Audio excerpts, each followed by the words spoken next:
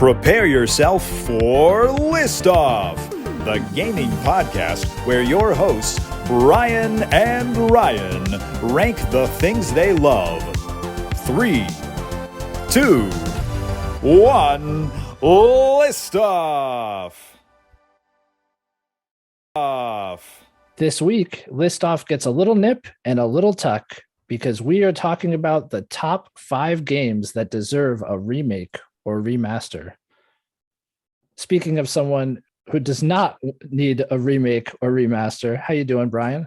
Oh, geez, yeah. Yes, I'm doing very well. Thank you so much. And how are you doing? I'm doing really well. We're not only is Brian with us, we also have a special guest this week. We have Ben from the Playalong Podcast. How you doing, Ben? Yeah, I'm good. Thanks for having me, man. It's something I wanted to do for a long time, so I'm happy to actually get it going. Yeah, awesome. We're very happy to have you on the show. So we'll start with you. You want to talk about your show a little bit first before we get into what you've been playing? Yeah. So Playalong Podcast is the name of the show, and we are kind of a mix between like a book club and an audiobook. The audiobook edition was more recent. I can't remember who said it, but someone said it was like an audiobook because we basically just go through a game in sections and we talk about the plot and we kind of bounce off of one another in terms of what we thought of it. So we do invite people to play along with us, but you can also just listen. Like we've had some people who are like, I'm never going to get around to playing this game. So listening to you guys playing it is like a cool way of experiencing it. Yeah, I've said that more than a few times. And I mean, yeah, we have a big range, really. Like Jared's kind of our Nintendo boy. So I think, like, as of recording, he's announced his next series, but so far, I think he's only recommended like 5 games, and we've had 2 Zeldas and a Pokemon. So Kai's our resident indie man. He loves a good indie game. And then I just kind of bounce around. I seem to be more retro. I've noticed a lot of the stuff I want to play is like older games. Should we just get right into that then? You guys want to talk about a certain retro game or just get that out of the way? A little Super Mario RPG? Oh, no. I'm kidding. I know you're a big fan of it, Brian. So I actually have done some self-reflection and thought about what that game means to me. And yes, definitely there's a lot of nostalgia going on. The game was fun as a kid, and I really do like it. You brought up a lot of great points. I will say that. And yeah, I just want to interject with a little context because the listeners may not be aware. On Twitter, it came up that Playalong Podcast had their strong opinions on Super Mario RPG, and they leaned towards the negative, but honestly brought up some excellent points as to why. And as you know, regular listeners may imagine that didn't sit well with Brian, who hails Super Mario RPG as one of his favorite games of all time. It is. I still maintain that it's a really good game for me and in my mind. The music I will contest as something. So yes, the battle music can get a little repetitive, but I feel like there's a lot of other great bangers in there that I love hearing even now, like remixed versions of it. So, but yeah, I think I will have to give that up a little bit. No, I mean, I understand what you're saying though, because it's, you know, rose tinted glasses are a hell of a thing, and right. You know, I knew. I mean, we played Metal Gear for Playalong, and like Metal Gear to me is what Super Mario is to you, right? And so when I played it for Playalong, I was like, I can't, like, I ripped into Zelda, I ripped into Ocarina, you know. So I was like, I need to be open to the fact that this game that I love so much has its issues, and it does definitely have its issues. You know, it's misogynistic as hell for one, just right off the bat. So, you know. It's that's what's interesting about this kind of like this medium is that just when you play a game completely changes your experience of it. Like absolutely changes your experience of it. Yeah, most recently you talked about Oregon Trail, and thank you for killing me. Actually, it sounds like I was easy. A snake bite isn't that bad compared to getting run over by a wagon or something like that. Yes, so, yeah. But I like that you brought up its depiction of Native Americans and things like that. You guys always bring up great issues when you're discussing a game, for sure. Yeah, I mean, we try to. It's still. I mean, we were saying just pre-recording, like it's still surreal to think that people even actually listen to the show. Like it's just crazy. Well, I do. Absolutely crazy. So without further ado, I say we get into our pre-flight checklist, which is now the term for it. Yes. So Ben, what have you been playing? First of all, I love the fact that you've come up with this pre-flight checklist. Like when I heard it on the episode, I was like, yeah, okay, that's perfect. Oh, thank you. So I'm one of these people, I kind of have like a main game and then side games. And so it will depend on my mood. If I want to do something quick after work, Splitgate is my go-to. Yes. Absolutely love that game. And it's nice just to sit down and unwind at like 5-8 minute matches. So you just play like 3 or 4 and then crack on with what you need to do.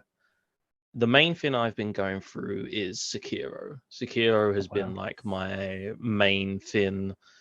I've been playing that game on and off for years. I kind of dipped my toe into it and then came out, and my fiance Ellie, she bought me Elden Ring for my birthday, and bless her heart, she bought it for me on PC, and my PC cannot hack it. Oh no.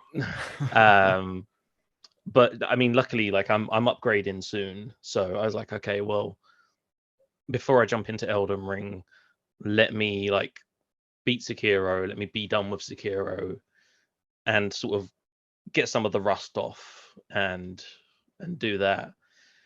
But yeah, I mean, I play that. Legends Arceus I've been playing a lot of. Mario Golf, that's actually been really fun, surprisingly. I love golf games. Yeah, that's great. Oh man, I just love Mario sports games.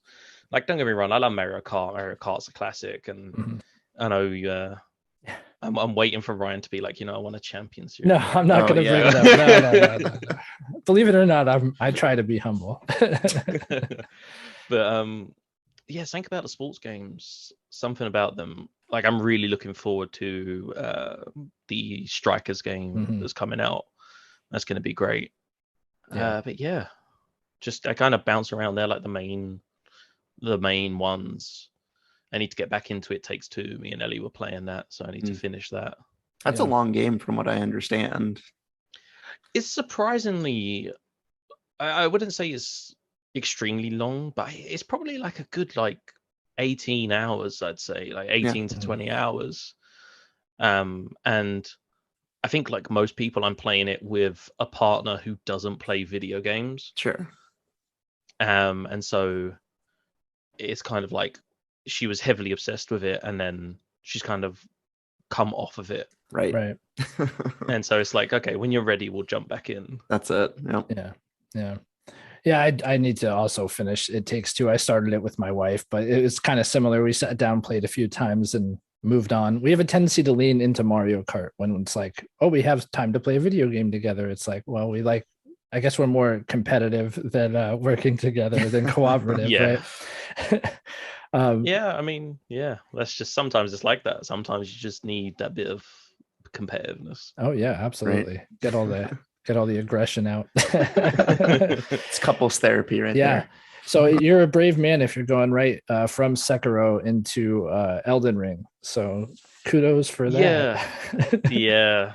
It's going to be nice, I think, because I'm going to hit Elden Ring as it's never not going to be in the zeitgeist, but when it's not in the peak of its discussion. And so I'll get to experience it a bit blinder than other people, which I think is going to be nice. But that's definitely one I'm gonna long that out. I'm gonna enjoy my time in that, and I'm gonna explore every single nook and cranny. Wow, yeah, I good Good on you, but I tried. It's a huge world. I mean, you say that, just I'm sure you mean it, and I'm sure you will. But man, it's a lot. It is a lot. It cut to 6 months when I'm Right. like, no, I've taken a break. Yeah, exactly. It could probably be like 5 years from now, and you'll be like, I'm still exploring. I'm still exploring. Good games though, all around. How about you, Brian? What have you been playing this week? So yes, I have jumped into Elden Ring after a long stint of Horizon and Tunic. I finally put the bow on both of those games, and now I'm fully into Elden Ring. And yeah, I love it. I don't think I've gotten too far. I've probably played like 2 sessions worth, so maybe like 3 hours, maybe 4 hours grand total. And I'm loving the exploration. This is the only game outside of Bloodborne in this style that I've ever played, and I already like this one a lot more. I loved Bloodborne's style, the gothic nature and whatnot, but this is already more so speaking my language by being that open world with a little more bright visuals. So I think that's more in line what I'm looking for, especially coming off of Horizon. That game is absolutely gorgeous. So this is a good kind of middle ground between that and Bloodborne. I just want to say I'm a little shocked by your lack of messaging me, Brian. You've been playing Elden Ring and you haven't. I mean, you did a little bit message first. So you've only played for 3 hours, and you were like, "I'm level 7 and I'm going to fight the first boss. Is this a good idea?" No,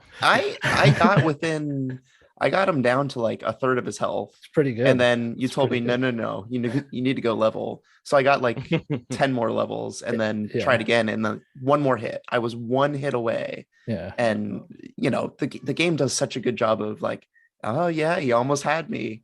And it taunts you. And he taunts you. He taunts you by just saying the same thing over and over again. Just like, oh, like I can't stand it. I know I can beat you.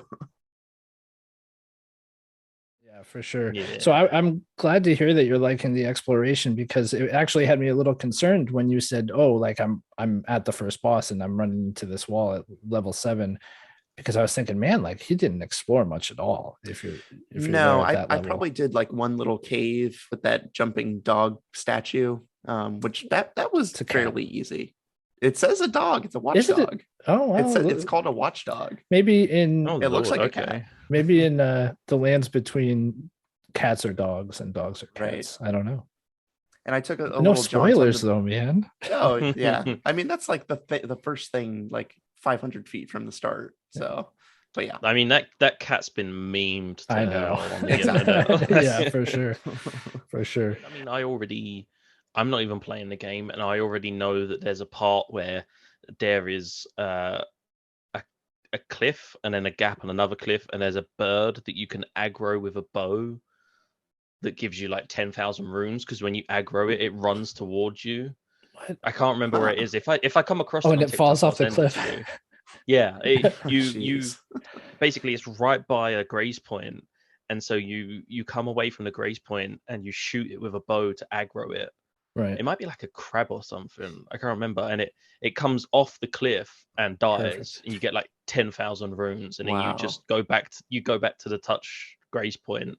Yeah. It respawns and you repeat. Like it's and take advantage of those, Brian. Like do things like that, because it's only going to help you, I think, get pushed farther into the game. And it is an immense game. So as far as I have no shame in doing I still haven't figured out the summons thing, by the way, because eventually I'm just stupid on that. I did a rune farm for a little while, but you get bored of it. It's the same action over and over. So I did it. I got a few levels out of it, and I was like, okay, like I think I'm good. I'm ready to push forward now. And it was a nice break, gives you a little more confidence when you see those higher numbers next to the stats. So, right. Well, like you said, if it's going to push me to like actually complete the game, then it's worth it, because otherwise I probably wouldn't.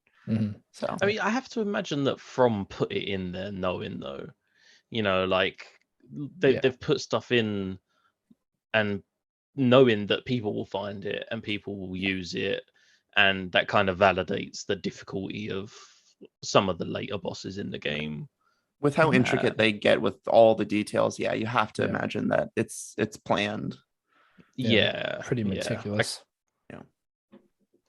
But yeah, that's it for Elden Ring. And I'm very eager to hear what you've been playing, if it's what I think, Ryan. Not a whole lot, actually. No, I'm kidding. Okay. Yeah, no, I have been playing the game that Brian, I think you said it off air, that you've never been so sure there was a game I would enjoy. Yes. And that game is Tunic. And I am enjoying it. Unfortunately, I've only had an opportunity to play a few hours without spoilers, because it is like Legend of Zelda. So as you can imagine, you acquire items, right, that make the game easier. The last thing I acquired was a lantern. I don't feel like that's a spoiler. So that's how far I am into the game. Okay. It's really cool. Sorry, go ahead. Yeah, Ben. No, I was going to say, like, I wanted to just jump in and say, like, the conversation between you two about Tunic bumped Tunic right up my backlog list. Like, it was, I was looking at it like, oh, in 3 or 4 games I'll get to it. But no, I think once I finish Sekiro, I think I am going to jump into it. Definitely. I would highly suggest it. It's beautiful at this point. Like, I'm really wowed. Everything is so soft in the world, you know. Right. It's like just really cool art direction the whole way through. They had a very clear vision of what they wanted the game to look like, and the use of light and sound. I mean, the soundtrack, I find myself humming throughout the day. It's a very there are those games that are like cozy games, and this is combat based, so I wouldn't call it a cozy game. But if you go by like the vibe, by the music, the art style, just that alone, it looks like a cozy game. Sure. The cuteness of the main character and all that. Yeah. It's a lot of fun. I'm really enjoying it. I do want to see where it goes from here. I love what they do in the beginning with kind of how you learn more information about the world around you. I don't want to get into the specifics there, but it's really, they tell you nothing. And I do appreciate that. And I think the biggest realization is how much we know already just from playing games, just from being gamers. Like, it's incredible. Yeah. I found myself figuring things out and putting pieces together, and this is without even a hint or a clue or anything sending you in the right direction, but it's just like, oh, well, you've done this 1,000 times before, so you know it. You just know it. Yeah, it's very intuitive. Yeah, it's one of those weird things that I got from playing It Takes Two with my other half. Like, I'd run up to something and I'm like, okay, I know it's A to jump, and she's like, how do you know that? And I'm like, it's always A or X. Like, whatever the bottom button is, it's always the bottom button. Unless you're Rockstar. I will bring this up every time. They need to change. They really do. Why? Yeah. Why Square? I know. Oh, they're the worst. But so I do want to push farther into Tunic and get more into that. I actually purchased a game today that I will be playing that I'm excited to play. And it is Grand Theft Auto 5. Oh, he did it. He's finally done it. Yes. I did. I purchased it. The last person on earth to not play this game. Apparently. Because it's the PS5 version, and I think right now on PS5 it's 70% off. So it's $10. Yeah. So I was like, yeah, well, I'm never going to get it cheaper than this. And it's the upgraded version, so I might as well. So yeah, I guess that's about it. That's what we've been playing this week. Without further ado, I say we go ahead and we get into our lists.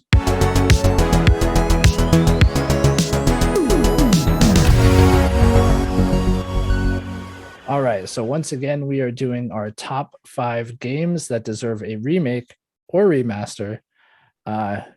And man, I had a lot of fun putting this list together. I tried to make it personal, but I feel like there are these universal games as well, right? That just everybody kind of, how has this not happened yet, right? Sure.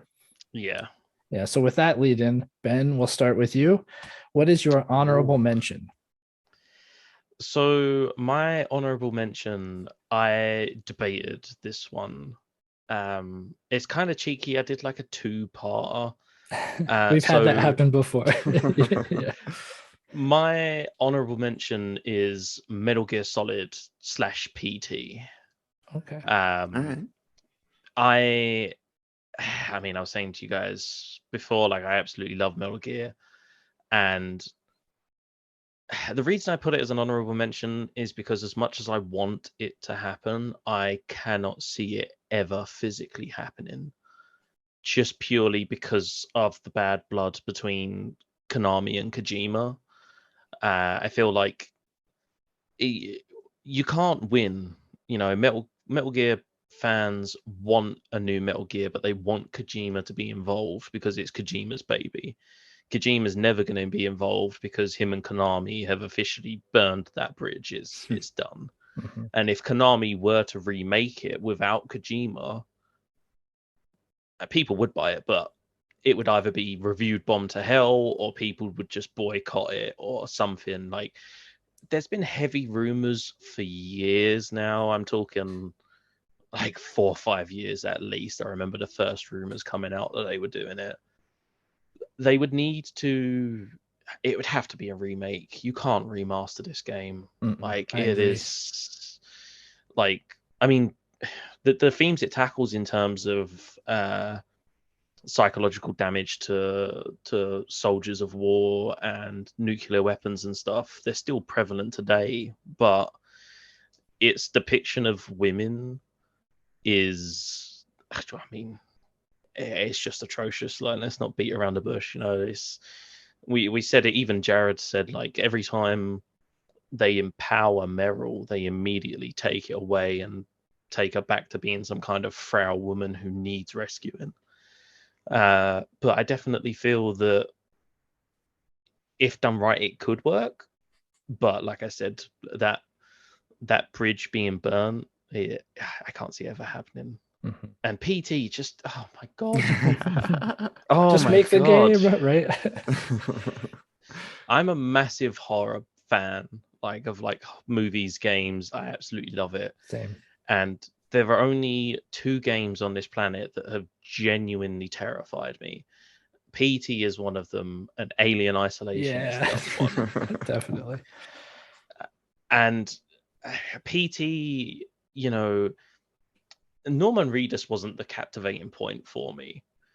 I've never been a fan of The Walking Dead. I just never got around to watching it.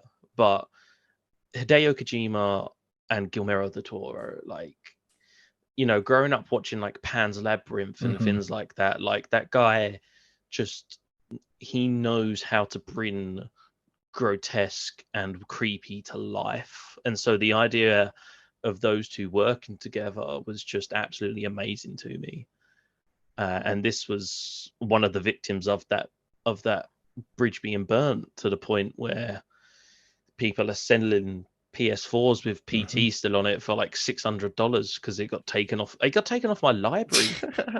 Yeah, I had one of those, but see, I would have had to give away the rest of my gaming collection with it because I'm all digital. So yeah, I was gonna say, you're a digital man, aren't you? Right. So yeah, that was the annoying thing, is like I had PT, I played it, I uninstalled it, it was in my library, and by the time I found out, it was already gone from the library. Like, there was no warning. Yeah, I got no chance to re-download it, and I was just at work, and someone was like, "Oh my god, they've pulled PT from people's libraries," and I was like, "Wait!" I was literally going to download it when I got home. Like, what the hell?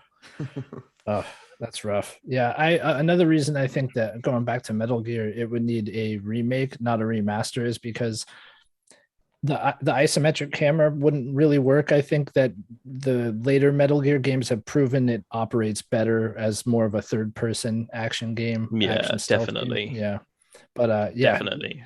This one, so I pay attention, Ben, and I listen. And that's why I actually left Metal Gear Solid off my list, because I was like, there is at least a 95% chance it'll be on yours.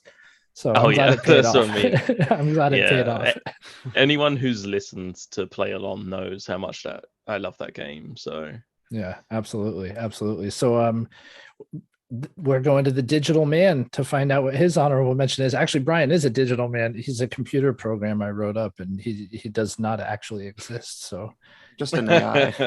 Yeah, go ahead. An AI who talks back. That's right. That's why, like, I always am able to like say "B Ryan" and everything, and he just lets it go. Yeah, he's not mellow. That's the way you activate me. Yeah, you make them convincing by making them argue back, so no one becomes suspicious. Exactly. All right, getting into my honorable mention. So I have chosen Resident Evil Code Veronica. Oh, that's a good one. This is one where, you know, this was a departure from the style, graphical style, in that it was fully 3D rendered. So it wasn't those backdrops that were just still frames. And I think they could keep all of these same camera angles and movements and just upgrade those visuals. And I feel like I would be very happy with the results. Definitely, you know, increasing the VO and the character models and everything that goes along with a remake. But I really feel like the environments in this game were something special. That Spencer Manor mansion at the beginning is just so creepy. You know, the music definitely makes it that, you know, especially creepy. But there's just a lot of different environments in this game that I would love to see redone with today's graphics. Even Antarctica, that would be a great, just I can see just a whole finish to that entire zone, and it would be really good. Yeah, Resident Evil generally has good enemy design too, but this had some really unique enemy designs. I think they were very cool. The little stretchy arm guys. Remember? Yeah, stretchy arm guys. Yeah. Oh yeah, go ahead. No, sorry, I was going to ask because I'm a Resident Evil noob. So I've only ever heard bad things about Code Veronica. I don't know if it's just the people I'm talking to. Sure. It seemed to be a very divisive game in the series. So, like, what is it that made it stand out? What is it made it different? Yeah, so I mean, it definitely has the same puzzle solve. I think the puzzles are better in this game than others. You will get items that you will have no idea what to do with, and like 20 steps later you'll start using them. So I think they really stretched out what the puzzles could be in this. I think that dynamic camera was something of the time that made it stand out a bit. I think the story is pretty enticing too. You know, you're playing as Claire, which people were already pretty high on from Resident Evil 2. Ryan, do you have some thoughts? So it's an interesting game. It's very much this in between the, you know, tank control Resident Evils and Resident Evil 4 in a lot of ways, not just the camera angle, but also how it controls and how it plays. I do think it had some really terrible characters involved. Steve. God, Steve. Still worried about that. Probably the worst character in Resident Evil, period. He's not great. Yeah, it was really cool to play as Claire, and the story goes, without spoiling anything, if you do genuinely want to play it, the story does take turns that genuinely surprise you. Like, there are unexpected things. Battles take place in unexpected places throughout the game. You go to unexpected places, and I just think it does a good job. You know, there was a formula with Resident Evil 2 and Resident Evil 1 as to how these games dealt with playing as two separate characters, right? You basically get kind of intersecting stories and you play as one or the other. And this kind of did something new and fresh with that. And I will echo what Brian said too. The environments were really, really cool in this game. You start out at this like kind of a facility on an island, and I don't want, like I said, I don't want to give too much away, but it was very atmospheric, and it was unique for Resident Evil games at the time, for sure. I would say the creep factor is ratcheted up in this one too. You know, Resident Evil games have always been pretty scary and have creepy things happen, but this takes it up a notch. Yeah. So it sounds like it was just the fact that it was different from what was coming out at the time, and people, because I mean, I've only spoken to a couple of people about it, and it just kind of seemed to be that it was a departure from the series. They were like, no, it wasn't what I wanted in a Resident Evil game. I thought it was right on track for what I was looking for the next step to be. I played it on the Dreamcast, and I feel like that was probably the best way to play it, because the graphics were as good as they could get. And you got that VMU indication of your health. Yeah, that was so cool. Yeah. It would tell you if you're fine or in danger, and I love that. Yeah, I would play this. I would play a remake of this 100%. Yeah, exactly. Yeah. But yeah. it is a game that also needs one, because I do think you can miss the original Ben, and you wouldn't be hurting for it. Right. Yeah.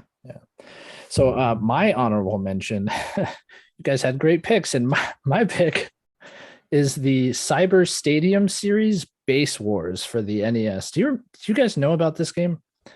I've never heard of it. So it's a terrible baseball game for the NES, where you play as cyborgs, and you either have like tank treads. You've talked about it, right? Right. Or you're like you have like a motorcycle. You're like a unicycle kind of guy, or you're just like a regular humanoid cyborg. Did they make an American football one of this? I don't know if they did. I know they made like the Mutant League, which maybe is a comparable game. But it seems like they would, because it is called Cyber Stadium Series. So I'm not sure. It does at least sound like they had plans to take it to other sports. But the reason I think this deserves a remake is because it really did some interesting things that I don't think any other game has done well. You have simulated baseball games or arcade baseball games, but really, this was a risk taker. It wasn't well done. It didn't play well, but it was cool. You could play as these cyborgs playing baseball. You could power them up. You got into fights on the baseball field. And I think if you were to make just some ridiculous sports game like this in 2022, it could look great, play great. It could do all the things right that this game did wrong, and have some really unique takes on it. The parallel I want to make, and what I almost put on my list, was the Mutant League games, like Mutant League football and Mutant League hockey, which were just like bonkers. There were traps. You could make the puck explode. You could like decapitate your opponents. And I think that's the step that arcade sports games need to take. I would love to see it. And I would love to play a version of this game that has what the promise of the original was, right? Back to those crazy roots. Yeah. And I think that, like, I don't play a lot of sports games. You had mentioned those Mario sports games, and I think a reason I do tend to enjoy those is because they take those risks. They elevate your normal vanilla sport to a level that I think appeals more to gamers. And I could see something similar happening with this, where it elevates it to a level where, like, it's just a fun game to play. It's not necessarily like about it being a baseball game. You have people who say, oh, I don't play sports games. Well, if a sports game had more game elements that were leaned into the absurd, I think a lot more people would find it appealing. It's almost like a delineation between like arcadey and simulation, where that sounds more like an arcadey sports game, whereas like a regular NBA would be, or FIFA, that's simulation almost. Right. Yeah. And I mean, and the point, they have arcadey sports games, but like, I want to see it go one step farther. I want to see it be like crazy beefed up cyborg hitting 1,500 foot home runs and getting into fights on the baseball diamond. Like, that's it. Yeah, I want to see that. He smashes it out the park, and some cyborg just stretches up 20 foot in the air and catches the ball. Like, yeah, and you could have like specific, things that you could add, like cybernetics that you could add to certain players. Like, oh, I want my outfielder to be able to do that, so he could have the stretchy arms, but then I want my pitcher to have like a rocket arm or something. You know what I mean? Like, I do realize I sound ridiculous, but I would play the game, and I'm also not a game developer. So take this idea and run with it, guys. Just give Ryan his goofy baseball cyborg game. That's all I want. It's all I want. I'm sure there's so many people are like, you had 6 picks and you picked this game. But I mean, I think a big part of it is because when I was a kid, I was like, oh my gosh, cyborg baseball? Like, what's cooler than baseball? Cyborg baseball, right? Except it wasn't. A lot of things. It wasn't. And I really wanted it to be, and I still think it could have been. So yeah. I'm not gonna lie, you didn't do a great job of selling the original game. The potential remake sounds a lot better, but right. Cool. And that's the point. This game could have been good, and it should be. There you go. Okay. Well, that would bring us to my number 5. Yep. Yes, sir. Okay, so my number 5 is a PS1 game. Is Legacy of Kain Soul Reaver. I I don't have super vivid memories of this game. I just remember it being really cool when I was a kid. And so it's essentially an action adventure third person game, and you play as this character. I had to give it a Google because you don't play as Kane. Kane was the one in the previous games. You play as someone called Razil, and basically Kane kills you and throws you into a pit that's supposed to be like the River of the Dead. You get resurrected by this elder god, and then you are sent to essentially take down Kane, and you fight the person who was the protagonist of the previous games. And and it's just like you go around and you would kill people, and then you were like a vampire of sorts, and you would absorb their soul. And it's just I look at games that have come out, not Ubisoft games, like I'm not going to go down that I can't stand Ubisoft games, but things like your Horizon, your Ghost of Tsushima, these like open world games, because I mean the environments were like very like sort of gothic meets like a Land of the Dead kind of place. It was like, and it was just, you had all these abilities that you got. I just think it would fit so well. And the idea of, because essentially what happened beforehand is that Cain kills 8 of the guardians of the land that he is from, because he wants to basically stop them from protecting it. And then he finds out he is the 9th guardian, and he refuses to kill himself and basically becomes corrupt and goes on a tyrant and creates this race of vampires who go on to become the apex predators. So there's all this like massive backlore in terms of like what happened previously. And I just think it would be a good game, as of time of recording. If you listen 3 years from now, there's probably different types of games, but these, I mean, I am getting a bit open world fatigue. But I feel like in the current climate, something like this, and I mean, I can imagine, I don't want to say FromSoft, but maybe it's because of Elden Ring, but it feels very much like that kind of overarching lore with like maybe like the gothicness from Bloodborne mixed with some of the Dark Souls environments, and like I could just see it coming together very well. Put Blue Point on it. Blue Point, that's the team I was thinking of. I couldn't remember the name. They did the Demon Souls remake, right? Yeah, that would be. Yeah, this would be a good one for sure. It's a great pick. Yeah, I do. I wonder. See, what I was thinking when you were explaining the lore, I'm like, man, could they sum that up in a cutscene and still get players on board? I think because the games already exist, it could absolutely work. Yeah, and I mean, like you can. So from what I remember, the game begins essentially you walk into the chamber where Cain is, and you take a knee and you show him that you've like grown these wings and essentially have evolved. And that's why he kills you. He kills you because you've evolved and you've become something that is potentially higher than him. So he rips your wings off and throws you into this lake of the dead.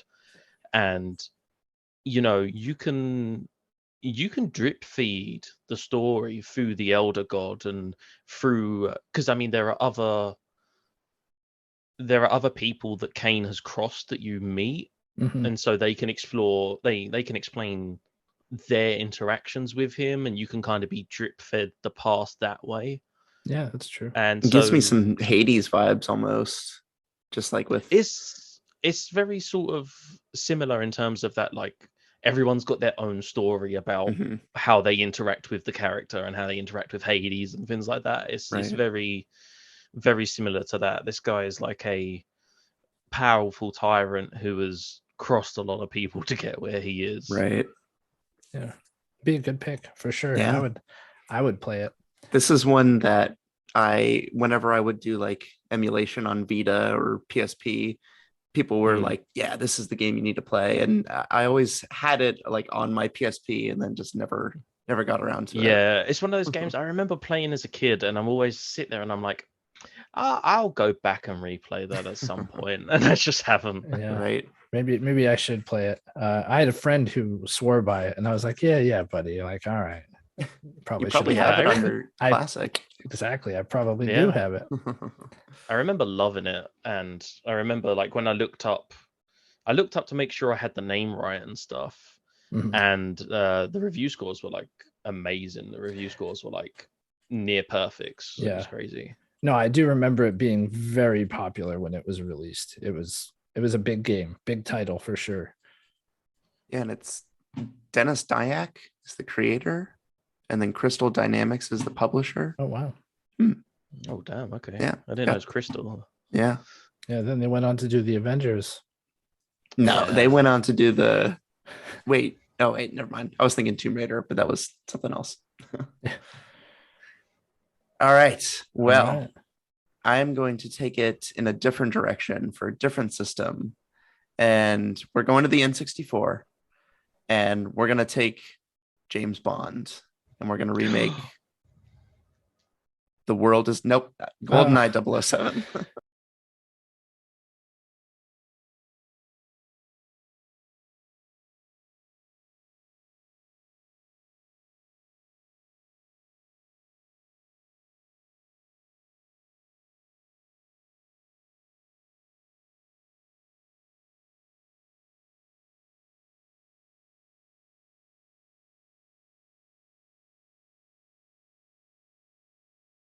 Goldeneye, which this one it's heavily rumored is like actually happening.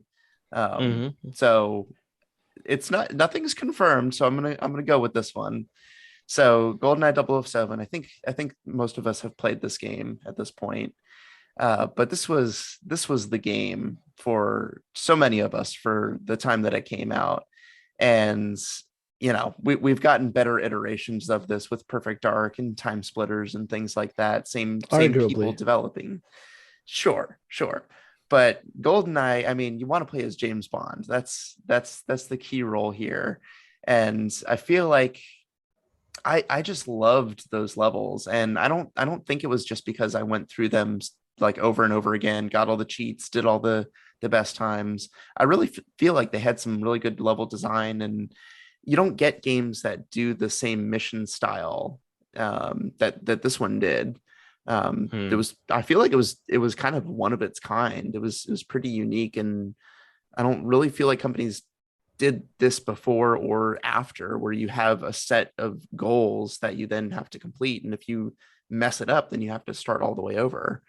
So it was kind of bridging, old style gameplay of like, hey, you have to do the whole thing again. And of course we get missions and different objectives in games nowadays, but it's like, you didn't really quite get that. So you can do this other thing. Or you get 4 stars flowing instead of 5 stars for the level, right? Yeah. GoldenEye is just like, nah, you missed the R1 tracker bug and you need to start the whole thing over. See, my brain went in a completely different way. I was thinking like 16-man online slappers only lobby. Right. Yeah. Well, I would imagine that a remake of this has to include a robust multiplayer. And I mean, that would be the selling point, surely. Like it would. I mean, I'm very interested in these single player levels because I spent so much time and want to see those with some nice graphics, but they have to get that feel right, and part of that is definitely the multiplayer. So I have feelings about this, Brian, and I'm not going to say I'm definitely not going to say you're wrong, but to me, GoldenEye is like a don't touch, like don't mess with it, because how do you do a game like this justice in a remake? They've tried it. They've made it GoldenEye. The sequel, wrong people tried it. It was like some pseudo sequel, and absolutely the wrong people tried it. But I don't know if there's a right way to do it. I don't know if. I mean, yeah, go ahead. No, sorry, go on. No, I was just going to say, like, think of those stages for the multiplayer. Do you recreate those stages? You'd have to make everything, it'd have to be just that, right? A remake. And then will it be kind of critically panned because it is literally just the same level structure instead of something new? You know, it's just such a tricky thing to deal with. You right? can't change the sounds. You need to keep that. Yeah. I mean, there's a lot of pitfalls for sure. Mm-hmm. Yeah, especially with the. Sorry, go ahead. No, you go. No, Ben. go there. I was going to say, I was thinking something like, you know, people said this sort of thing about the Final Fantasy VII remake, and you know, I can't comment too much because I've never played a Final Fantasy game, but you know, the remake is so critically held, like, and people love that it is essentially the same world, but it isn't the same world. And so I don't know if you'd be able to do GoldenEye per se, but I feel like you could definitely do a Bond game that is very clearly paying homage to GoldenEye. That would be an interesting take on it. Yeah.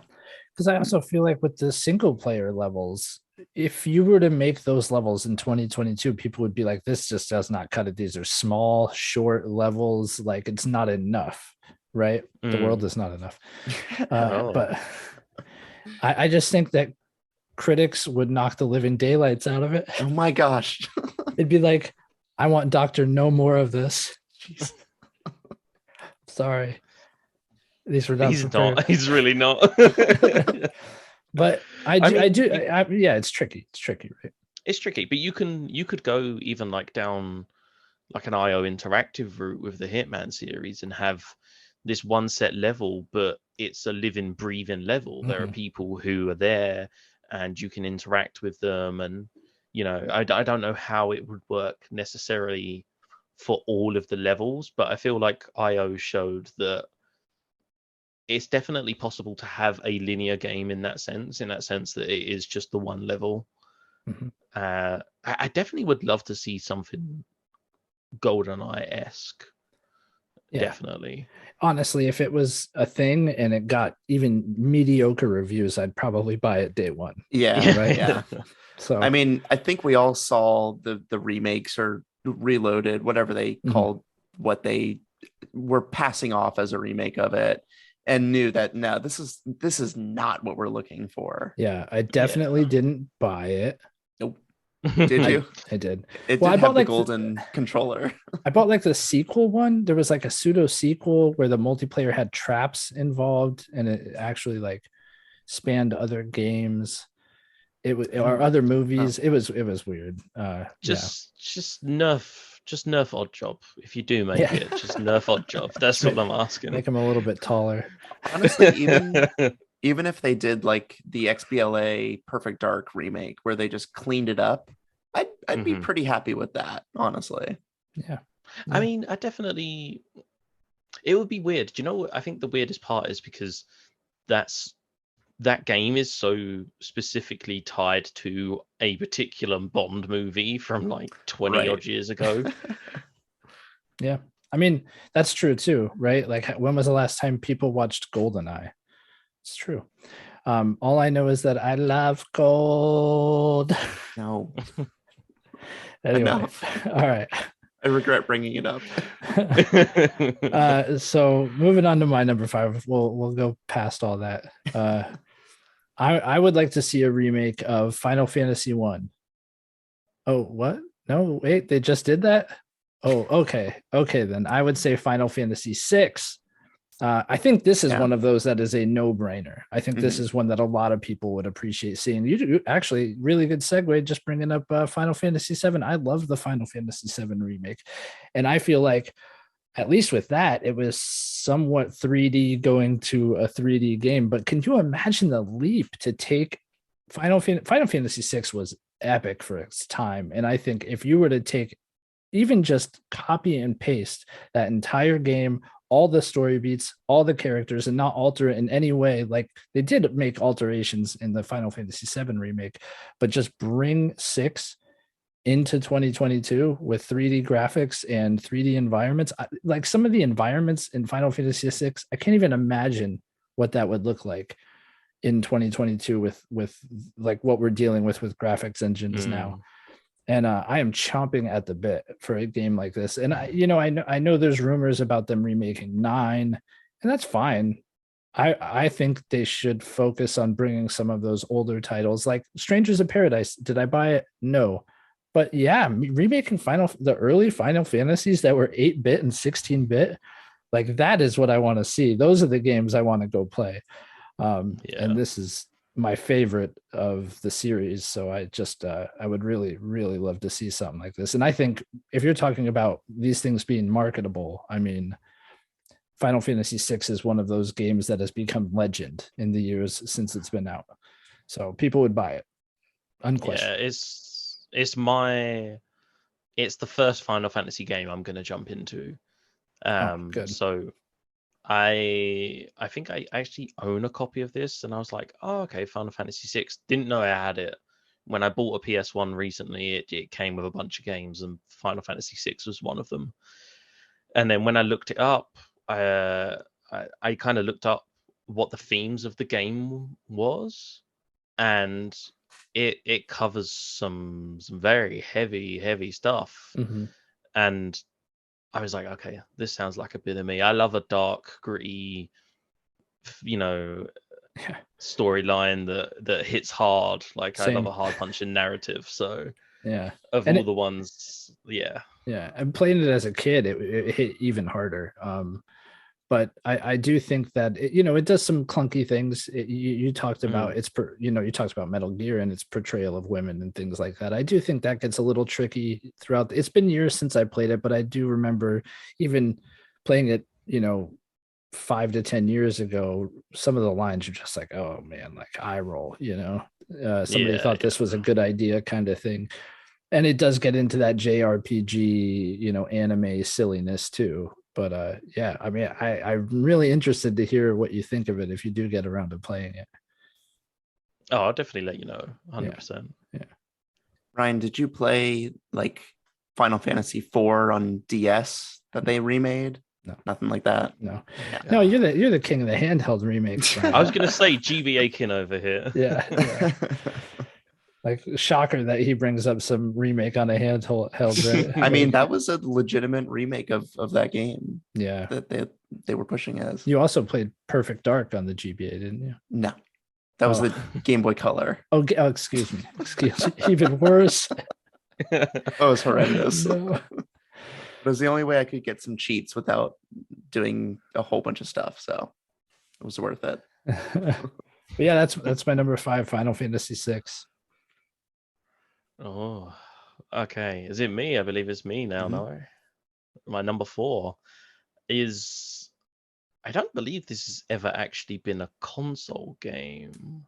I've only ever known it as an arcade game, but it's House of the Dead. Oh yeah, cool. No, yeah. And specifically, I would like House of the Dead to be a VR remake. Ooh, man, that'd be cool. Anyone who doesn't know what the game is essentially like a light rail zombie shooter with absolutely ridiculous over the top bosses, and it's just a hell of a time playing in an arcade with someone else. We always used to go to like a seaside arcade when I was younger, and we would always play, I believe it was 4 had the shotgun. And like one of them had an Uzi, and that was always the 2 that we would play. And I just think like railgun games have kind of declined over the years just because the play style doesn't fit what gamers want anymore. But with the rise of VR, and especially with the Quest and the ability to connect the Quest to your PC and things like that, and PSVR 2 potentially around the corner. I think they're talking about like a 2023 release for that. So I just think that this kind of game would work perfectly. And a part of it comes from the fact I played The Walking Dead Saints and Sinners on PSVR, which is actually a really good zombie experience, like a good zombie VR experience. And so that just got me thinking, like, I'd love to have a VR port, like a VR remake of House of the Dead. I think it'd be absolutely brilliant. Yeah, do like online co-op too. Oh, dude, it'd be amazing. So you could get in with a buddy and shoot. That would be incredible. Incredible. Yeah, absolutely amazing. So do you or even like Time Crisis, like right? anything, any kind of like. Yeah. So arcade games have that. These light gun games have that very. There's a feel to it with the cameras, like it moves a very certain way and it flows. Do you have that as part of the remake? Is that important? I don't know if you could really, because I feel like that would just make people throw up. Right. It'd kind of have to be smooth motion, I think. It would. It'd have to be like a sort of native, you can turn your head and look. Maybe like only a fixed amount. Maybe like make it like a cone of vision that you can look around anything in that cone. But yeah, I think you'd have to have a free camera, because otherwise it's nausea inducing. I do think like the movement forward, like pushing forward, could be done though, because now frame rates are high enough that nausea is less of a factor and things like that. So it could still be an on-rail shooter with the freedom of head movement. Definitely. Yeah. Man, that would be good. That'd be really good. Have you ever played Death Horizon Reloaded? No, I can't say I have. No. Yeah, it's kind of like a niche title because there's so many zombie shooters, right? But it's almost like Doom-esque, but reminds me a lot of the God, I can't even typing of the dead, the House of the Dead, because it's just like a little bit over the top, a little slapsticky, right? Like it's having fun with it. It has bosses and stuff like that. If you get a chance, it is on Quest, and it's pretty cheap, and it's just kind of like a mindlessly fun shooter, which is what this sounds like it would be, and it would be a great time. Yeah, that's it. Just slap your headset on and jump in with a buddy and shoot some Zambos. That's about it. It should be free to play, but then you have to like swipe your credit card every time you die to. I thought you was going to say cents. I thought you was going to say pay bullets. Like, God. Yeah, they charge you every time you die. Exactly. You just get the PayPal receipt. Oh God. All right. Well, my number 4. Keeping up with the N64, because this is where games need a lot of help, but I loved so many of them, and that is going to be Diddy Kong Racing. Oh my God! Never going to happen. How did I forget this? Right? Yeah. Hot. It's better than Mario Kart. Diddy Kong Racer is the best kart racer. This is true. Yeah. Okay. Ryan agrees, right? Hands down. Look, I said this on a prior episode. If it's which game is better, then yes, Diddy Kong Racing is better. Which game meant more to me, and which game did I play more? It was Mario Kart 64. Well, that's fair, yeah. I left this off my list, and I kicking myself for it. Gone. Yeah. Sorry. Well, so they did. Well, now you get to talk about it anyway. So yeah. They did kind of remake it, but they changed some things. So they stripped out some characters. They took out Banjo. They took out Conker. They changed Taj's voice, which is probably for the best, because that was a pretty racially charged voice that they gave him. So that's fine. But taking out Banjo and Conker, that was a little strange. And it was on the DS, so automatically is like not the greatest way to play a video game, at least this type of video game. But Diddy Kong Racing, I want it like in the what was it, Crash Team Racing, they did the remake of that. That's what I want. I want just the brand new visuals. I want the same style of gameplay. Just new visuals would really do it. And I've even heard that the Crash racing game that they remade, it has the same type of like overworld as Diddy Kong Racing. So that's kind of what I'm looking for. I should probably just play that game. It's fun. But yeah, I've heard really good things about it. So yeah, Diddy Kong Racing. I don't know what else to say about it, but I would plunk down so much money on that. This is the game that if it came to NSO in its regular N64 form, I would probably be paying every year to keep Nintendo Switch Online if I could just keep playing Diddy Kong Racing on it. Right. Yeah. Well, you said they did remake it, but and took Banjo out, and they took out Conquer. I'm sure that's because the remake wasn't handled by Rare, right? So I Like, think it was Rare, but those two characters were then property of Microsoft. Oh, interesting. So that was the problem, and that was so fresh in the arrangement that I think there was still some kinks to work out. But there were several games that Rare already had kind of in the pipe that were part of the contract between Microsoft and Nintendo that they could still come out. You know, we got Banjo Pilot and I think it was Grunty's Revenge, two GBA games that I never played, but I probably would have loved them. So yeah, Diddy Kong Racing needs to be remade. Yeah. And I could see it coming to NSO. I'm just throwing that out there. Like, Microsoft and Nintendo's relationship now is pretty good. Right. Yeah. I see that one. It might still be tricky just with Banjo and Conquer. I think that's kind of part of the problem. But you know, we have original Banjo-Kazooie on the system. So it seems like those kinks are kind of worked out at this point. Conquer, I don't know what that business is. I don't know if maybe Nintendo's like, we're okay distancing ourselves from his adventures. True. Who knows? Pick. All right. So my number 4 is Punch-Out.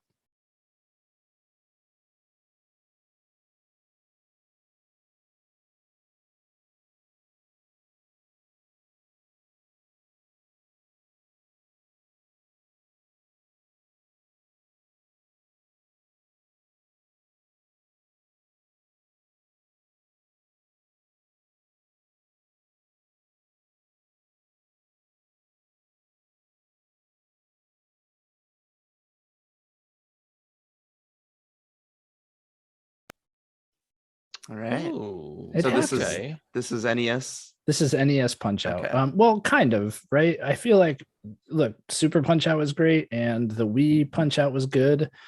But I'm thinking we just need a new Punch-Out game.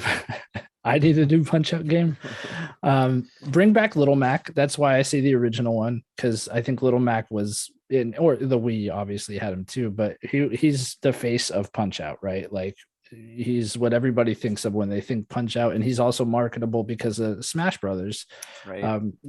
And you could definitely bring back the entire roster of the first game, which also, like, man, now that I think about it, could be problematic, right? Just some of the names and stereotypes involved. Could definitely. That's why it's a remake and not a remaster. Right, so. Right. Do some tweaking there, obviously, but also bring back some of, like, the best characters throughout the series. You know, the other two titles had good characters they could bring in too. And the one thing I want to see, obviously, is, aside from like the graphical upgrade, is I want to see them get rid of motion controls, make it this like Twitch reaction timing game that the first one did extremely well. And I don't think any game since that first one has done right. Super Punch-Out was great. It looked really good. It was just slow. It didn't feel the same as the original. The reaction was not as snappy. And then by the time you got to the Wii, it was a very good game and comprehensive game, but they had motion controls and grid. And I think you could turn that option off, but it shouldn't even be there. That's not the type of game this is. Man, I have such a fondness for the original, and some of those characters you never got to see again. And obviously you can't bring back Mike Tyson, or maybe you could. He's boxing again. So, hey, maybe bring back 50-year-old Mike Tyson. Maybe you play as Mike Tyson and Little Mac's the champ. I don't know. I feel like that would be tricky, and they would probably want it to. They had Mike Tyson in this because it's you know, he's the thing that powers it forward. Right. It powers itself forward. He's never going to be in another Nintendo game. I can pretty much guarantee you that. Because, like, I think he just sells weed now, which assuredly Nintendo wouldn't want a part of, right? Seriously, I think he does. I think he has like a farm. Yeah. Good for him, right? I mean, lucrative business. Yeah. No, I'm not like dissing it. I'm just saying, like, Nintendo wouldn't want that. Yeah, it doesn't fit the image, does it? Right. Like, heck yeah, Mike. Like, you go, buddy. But I think Yeah, I just think like bringing it up to 2022, keeping that gameplay, it doesn't have to be complex. I think a lot of games get bogged down in like the complexity and utilizing all the buttons, and you could institute more directions when it comes to things like dodging or where you're throwing your punches. But the control scheme of the original is a very good control scheme, and they wouldn't have to stray too far from that to make a good game. Make it about. I mean, they called it. Yeah, they called it a 1-2 punch for a reason. Like, just 2 buttons, just boom, boom. Done. Yep, that's right. If it's Nintendo, it's going to be motion controls. If whatever system it has, motion controls. Yeah, I was going to say this, and you got to worry about Joy-Con drift and things like that. And then it's funny because I think once ARMS came out, a lot of people, and I kind of echo it, say it's the nail in the coffin for Punch-Out. Like, they made ARMS, they're probably not ever going to make a Punch-Out. They're so different. They could be so different.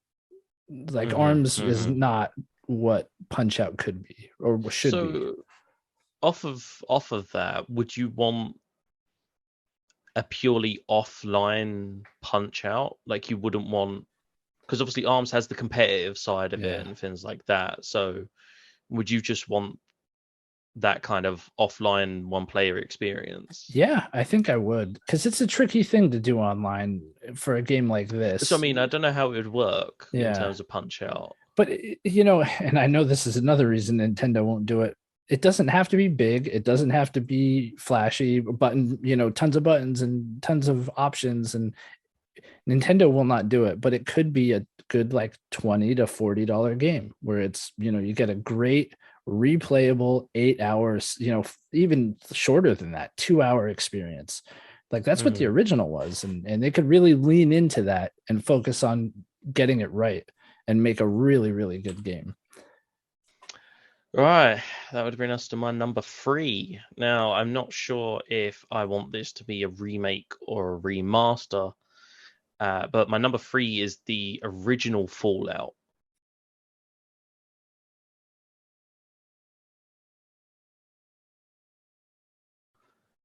I jumped onto the franchise in number 3. Absolutely loved Fallout 3, and I feel like it's almost kind of a meme in the Fallout community that if you started at 3, you're not like a true Fallout fan. Right. And so I played 3, loved it. Played New Vegas. That game absolutely took over my life for a solid like 9-10 months. And I'm fingers crossed now that Obsidian and Bethesda are both underneath Microsoft, that we get some sort of spiritual successor or something. But I've always wanted to go back to the original Fallout just because it's such a key part of the franchise, and what I hear about it is so good and so promising, but I've just never been able to bring myself to go back to it just purely because of the aesthetic of it. And I'm always worried about how it's going to play, being, I think it was like a 94 release it came out. It was like 93, 94, maybe even earlier. I'm not sure. Yeah, but it was definitely like early 90s, and it was PC. And so I just, I feel like business wise, it makes sense as well. Bethesda are in the zeitgeist because of the acquisition. They brought a lot of people on with Fallout 4 for better or worse, and they brought on a lot of people with Fallout 76 for better or worse.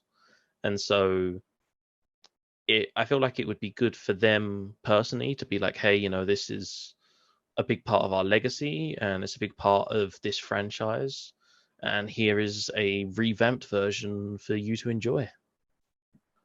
No, I think it's a great pick. It's funny, I know so much about this game without having played it. So really? It's another well, yeah, because I got into the Fallout series like I think so many people had. And I watched a lot of YouTube videos that got into the stories of Fallout and just the overarching lore, and a lot of it stems from this first game. And it would be cool to see some of that and fully realized, to the potential of what's possible now. definitely. Yeah, I think this one's just a selfish one. I'm like, I want to play this game. I want some quality of life improvements. Yeah. Like, in an ideal world, that's what I would have. Yeah. It actually surprised me when Fallout 3 came out and people were losing their minds over it.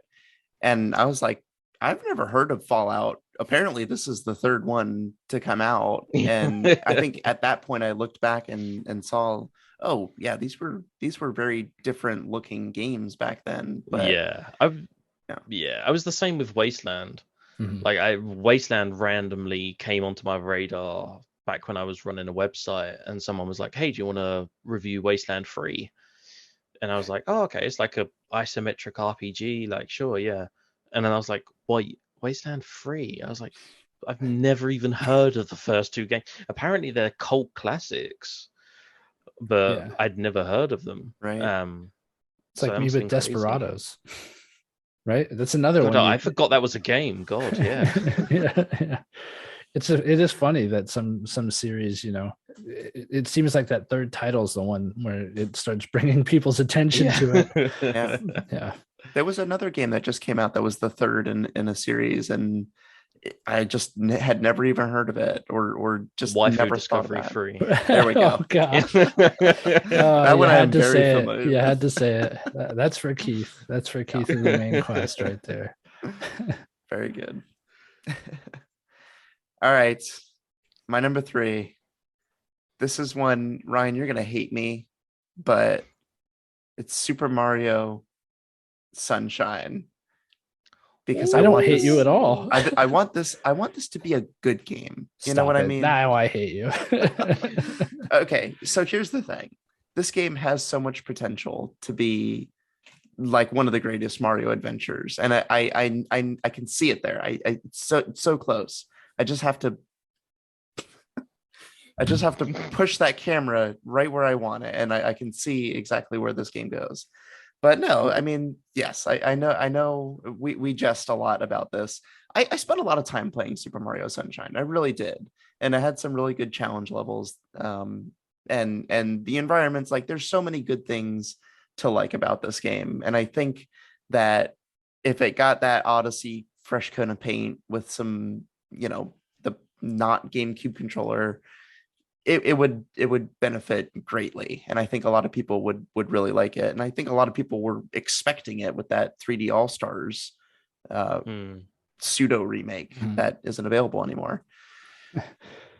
So yeah, I'd play it. Look, it goes without saying, if there was a Sunshine remake, I'd play it, right? Yeah. It is a good game though. Yeah. So I've never played it, and I own a copy of 3D All Stars because I'm one of them schmucks that when they said they were going to stop selling it, I was like, well, I'm going to have to buy it. Right. Yeah. Nintendo called my bluff on that one. Yeah, exactly. Yeah, it's like, no, I'm not. I was like, I'll get it at some point, and then it was quite hard to get a hold of. Actually, I got very lucky. Yeah. You can still get it here in the States easily. I think they're pretty prevalent, honestly. Yeah. Oh, really? Oh, yeah. Over here, they're like, I've not seen one in the wild in the UK for a while. Wow. Are you going to play it, or are you keeping it sealed? Okay. No, so I've opened it because I hadn't played. The only one of those 3 I'd played was Galaxy. Oh, wow. I hadn't even played Mario 64. Wow. And so when me and Ellie moved in July last year, we knew we wasn't going to have Wi-Fi for a while. So I was like, okay, we're going to bust out the Mario game when we move in. And we opened it up, put it in, and was like, okay, we'll start with the first one. And we started with 64, and both of us were just like, yeah, no, that's enough Mario for today. And we haven't gone back to it. Yeah. But Sunshine is on there. Yeah, it's the one for me that was the most appealing of the 3, just because of how different it was with the water gun and the jetpack and all of that stuff. I am aware of the camera, so that will be that'll be interesting. It's not that bad. Yeah, it's no Mario 64, so exactly. Another one I'm really interested to hear what you think of. I'm actually really interested to hear your next game that you're playing on your show, the Wind Waker, because that is my favorite Zelda game. Oh, and you've never played it.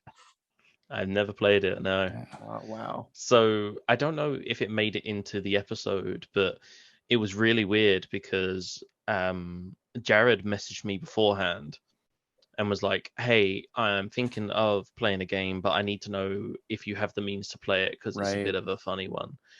And so he told me, and I was like, yeah, no, that's not a problem, because I had two choices for my next main series, Wind Waker or what I'm going to pick. And so when he told me we were playing Wind Waker, I was like, oh, okay, right. Yeah, cool. You've made my decision for me. That's perfect. Because I was going to get to it anyway. That's awesome. I appreciate you not letting it slip too, what your other game is. I appreciate that. Yeah. You guys always do that really well. Keep it the secret. It's, oh, yeah. Yeah, it's always a surprise. But yeah, it's just one of those games that, again, I never got around to playing and was the most appealing of the franchise. So, are you going to play Wind Waker, or have you played Wind Waker on the Wii U? No, so that is how Jared is playing it. Okay. Jared is playing it on Virtual Console. Okay. I am emulating it. It's okay. I spoke about emulate. Like, yeah. No, look, I mean, if it gets to a point where the company have no chance of making money on the game, then just emulate it. Right. But no, so I'm going to be emulating it. I do own a GameCube, nice. And I'm on the fence about buying a physical copy because apparently in the States they're like super expensive, but they're like £30 in the UK, which works out to like $45 or something, which is like half the price that Jared told me it was going to be. Yeah, I would recommend it. Yeah, so I'm debating. I might buy the physical copy and do it the proper OG way. Yeah, very good, very good. So speaking of Zelda, my number 3 is Ocarina of Time. Yeah, I know Ben doesn't like this game. No, I have more of an appreciation for this game now. I've mellowed on it, but there are definitely some quality of life things that could be done in a remake that would make it more favorable to play. 100%. Exactly, right. And they did some of that with the 3D. Yes, I know. Okay, they did some of those quality of life changes with the 3D remake, but I'm not talking about a remake for a handheld for a DS. I'm talking about like for the next Nintendo console. I'm talking about like Unreal 5 quality with seriously, even just have Unreal you seen 4. the Unreal have you seen the Unreal 4 fan remake? Yeah, it's beautiful. Yeah, it looks amazing. Beautiful. And like a populated world, real people walking, like Hyrule Castle should be bustling, right? Yeah. And at the time, during the era where the original came out, it felt like a very populated world. The sound helped a lot with that. Yeah, but Hyrule Field should have more than 9 trees. Yes, exactly. But like, imagine entering Castletown, right? And you just see a sea of people doing their things, going about their business, carrying, whatever their goods, anything, being with their families, and you have dynamic animations of walking through a crowd, shifting. Like, it would be so cool. All I'm thinking is Link doing like a Assassin's Creed outside, like pushing people out of the way. Right. Like blended in with the crowd. No, but I just think Ocarina had a more like photorealistic. It's so silly to call a Nintendo 64 game that, but it wasn't cartoony like some of the other Zelda games, right? And I think they tried to mimic that with Twilight Princess, and in my opinion, they were unsuccessful. Twilight Princess leans more towards like dark and gritty with its art style instead of like what you would see in the real world, right?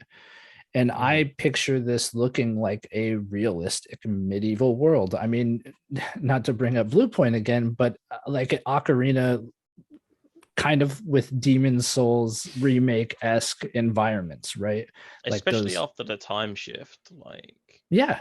Oh gosh, especially after that time shift. You could really get dark with that if you wanted to. But I just think the characters involved, the storyline involved, you don't even really have to change the environments. You just can make them larger. Like you can just make them more detailed, right? And I think I know it's kind of a contradiction for me to say, oh, GoldenEye is this untouchable, but Remake Ocarina of Time. But I think there are a lot of ways to get this right, and there is room for improvement. You know, I talked about my love for this game, but I'm also not blind. The UI and, you know, slapping on the whoever metal designed boots, that menu right? needs slapping. Oh my god! Right. Well, so the thing about Zelda is we've seen all these iterations, even in 3D, where it can work, and we can have those better evolutions of the system. Yeah, and it would fit a really nice space where it is a larger game than the original, but it's not Breath of the Wild large. Right. You know, it's more manageable than Breath of the Wild, more focused. Exactly. I would wholeheartedly buy this day one. Oh yeah. I mean, it would for sure. I mean, I'm not gonna lie, I would. Like at first I was very unsure when we finished playing Ocarina. I was like, I can see why people like this. The more I've thought about it, I've gained more of an appreciation for it. And even just in terms of like raw processing power now compared to then, you could fit more assets on the screen, and that can completely change how it, you know, the couple in Castletown don't have to be spinning stationary on the spot. Like they can actually be moving around, you know. Right. And it would be completely different. Yeah. And it'd been a whole new generation of gamers to it. You know, there are so many people. There's so many people that probably experienced Breath of the Wild as their first Zelda game. Oh, I'm sure of it. Yeah, and so, you know, they're more than likely aware of Ocarina, but they probably look at it and go, "That's polygonal as hell. I'm not touching that." Yeah. But you'd have to be so careful. Like you are on thin ice, more than GoldenEye. Like you are on a razor's edge remaking that game. Yeah, I mean, I agree with you, but I also think like it's no less pressure than they get when they make any Zelda game, right? Like I disagree. I don't know, because Ocarina isn't even like the best Zelda. It's supposed to be the best game of all time, like, you know, right? But perfect game. Everybody, in my opinion, people expect that from the next Zelda title too. Like it has become this series that people hold in a regard when. Okay, you know, I mean, the sequel to Breath of the Wild is going to be interesting. Yeah. Some lofty expectations for that, and I think if you put those teams on it, those developers on it, they're people who deal with high pressure constantly, and they have arguably fumbled the ball only a few times, in my opinion, I'll say. Yeah, Jared in the distance. Yeah, never, right? But no, I think I mean, it could be argued that they've never fumbled the ball. Absolutely. I think every Zelda game is playable and enjoyable. So yeah, I think it's possible. It's definitely, I mean, the question is, would you put voice acting in it? Would you bring it into into the modern times? Can you change it? Well, no. I mean, so yeah, I think voice acting, you could do a Breath of the Wild thing for sure. Yeah, you bring voice acting into it, but not. I'd love the guy who played Kratos to do Ganondorf. That would be so great. Oh my gosh, that would be phenomenal. Yeah, he just and like have this little Easter egg in there where he calls Link boy. Yeah, exactly. It's like, boy. See, I think that's where you hit those expectations that people are going to have. And if you change something as fundamental as voice acting, I think you lose like half the people right there. But don't you feel like that was what people, those are thoughts people had going into Breath of the Wild? And I didn't think the voice acting added anything to Breath of the Wild. I could have easily just read all of that. And so I'm partway through Breath of the Wild. It's been on hold for a while. Been on hold for a while. I did the first beast. I did the elephant. And I'm not gonna lie, the voice acting was an amazing breath of fresh air for me. Okay. Absolutely changed my perspective on the franchise and absolutely changed what I expected from the next Zelda game. Yeah. And so, I'm curious. Ryan, sorry to keep getting on about it, it's but I'm curious. Are you imagining a remake, like frame for frame remake, or are you thinking of a reimagining a la Final Fantasy VII? No, I think a beat for beat remake. Like as far as the story goes, it could be beat for beat. You could obviously add dialogue, add quests, things like that, side quests, add some more NPCs that you can converse with and things like that. But I think overall for the story beats, it would I think that's one of the high points of the original game, and I think keeping that would be that'd be the one thing you couldn't touch. Unsurprisingly, I have to disagree with Brian and say, yeah, no, I do agree with Ben. I think the voice acting, it's like finally, Zelda finally got there when I heard the voice acting in Breath of the Wild, and it was a breath of fresh air. Maybe I need to play it again, but it just didn't add anything. I didn't. It wasn't that I disliked it. It just didn't elevate the game in any way to me. I just think it's so much better hearing people, hearing their emotions, hearing them inflect than reading it. And a lot of the time playing Zelda games, it's like, yeah, okay, like I'm reading it, like good, yep, got it. Right. You're not getting the emotion that goes behind voice acting. Sure. Yeah, definitely. And I mean, when I started playing Legends Arceus, that was one of the first things I was like, why are they not speaking? Like what where is my voice acting? Yeah. I feel like the one time you get any sort of like inflection or tone in a Zelda game that you do have to read everything is where the music is playing, you're reading through, and then they stop the music, and then the line is fed, or they like make it really big text. Like that's how they have done it in the past. So I just need to play it again to really pay attention to that voice acting, I think. It adds a completely different tone. Yeah. All right, my number 2. Yeah.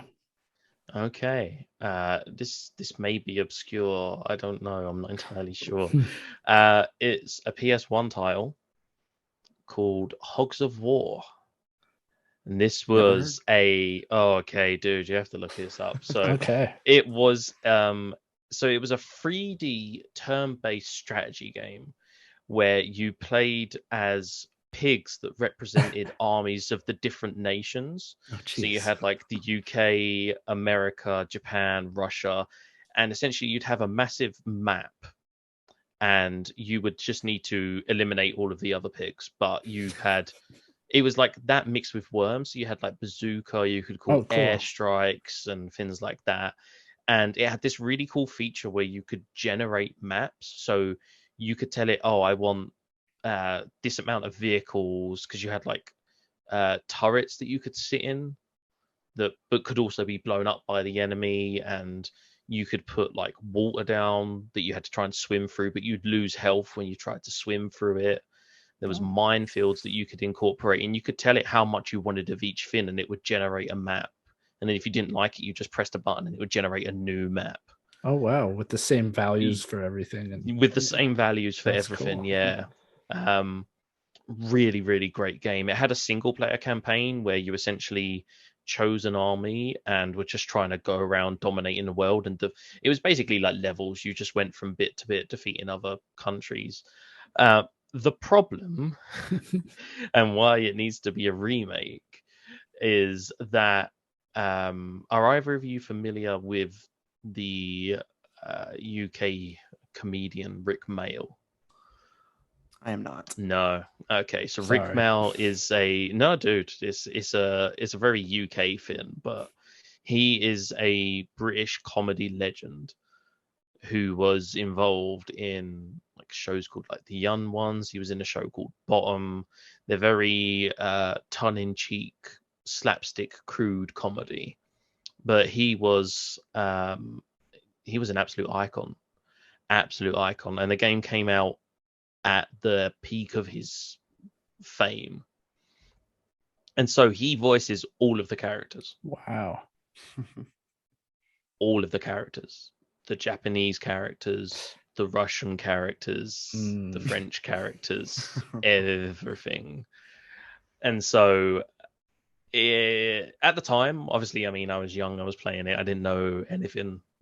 And so I went back and played it, and I was like, "Oh yeah, no, this is not okay. This is not good."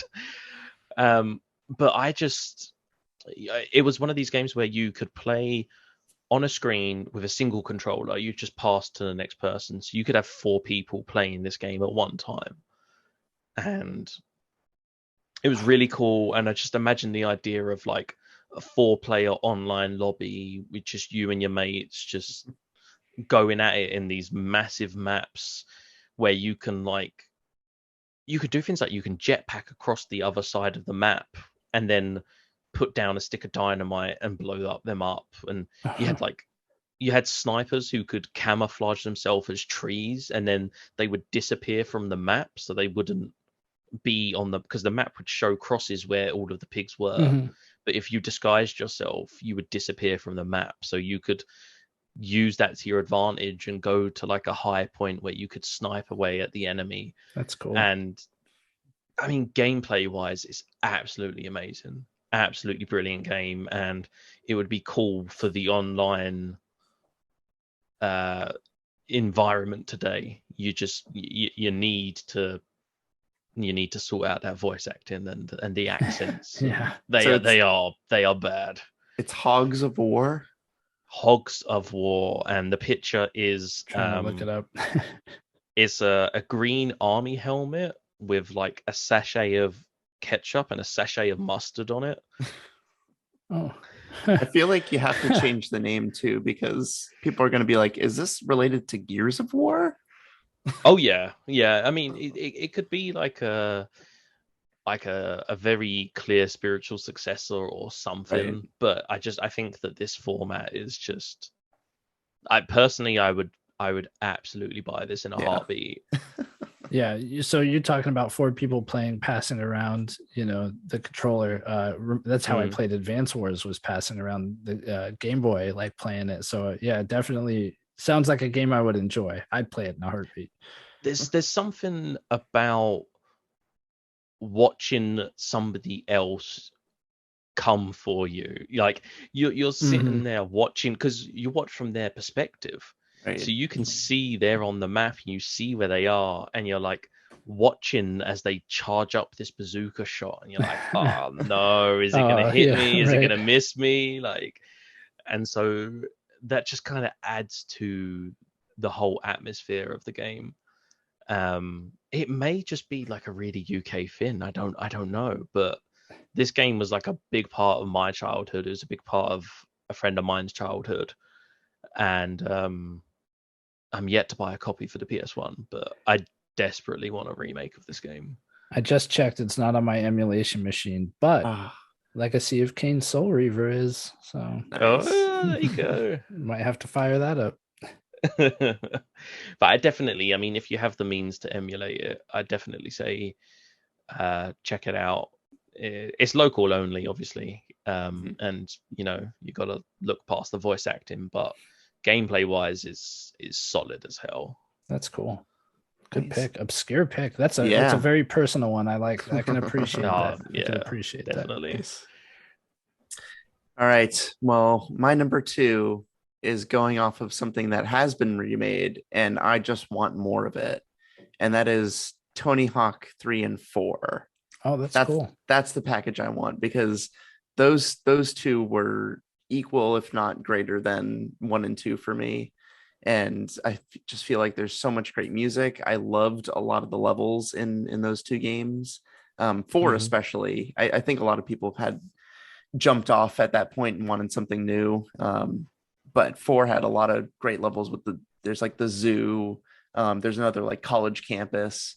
But yeah, Tony Hawk 3 and 4. I feel like just give it to me the same way you did 1 and 2. I think that was the perfect type of remake. And just more levels of that. I feel like that's where I want all of this remake stuff to stop.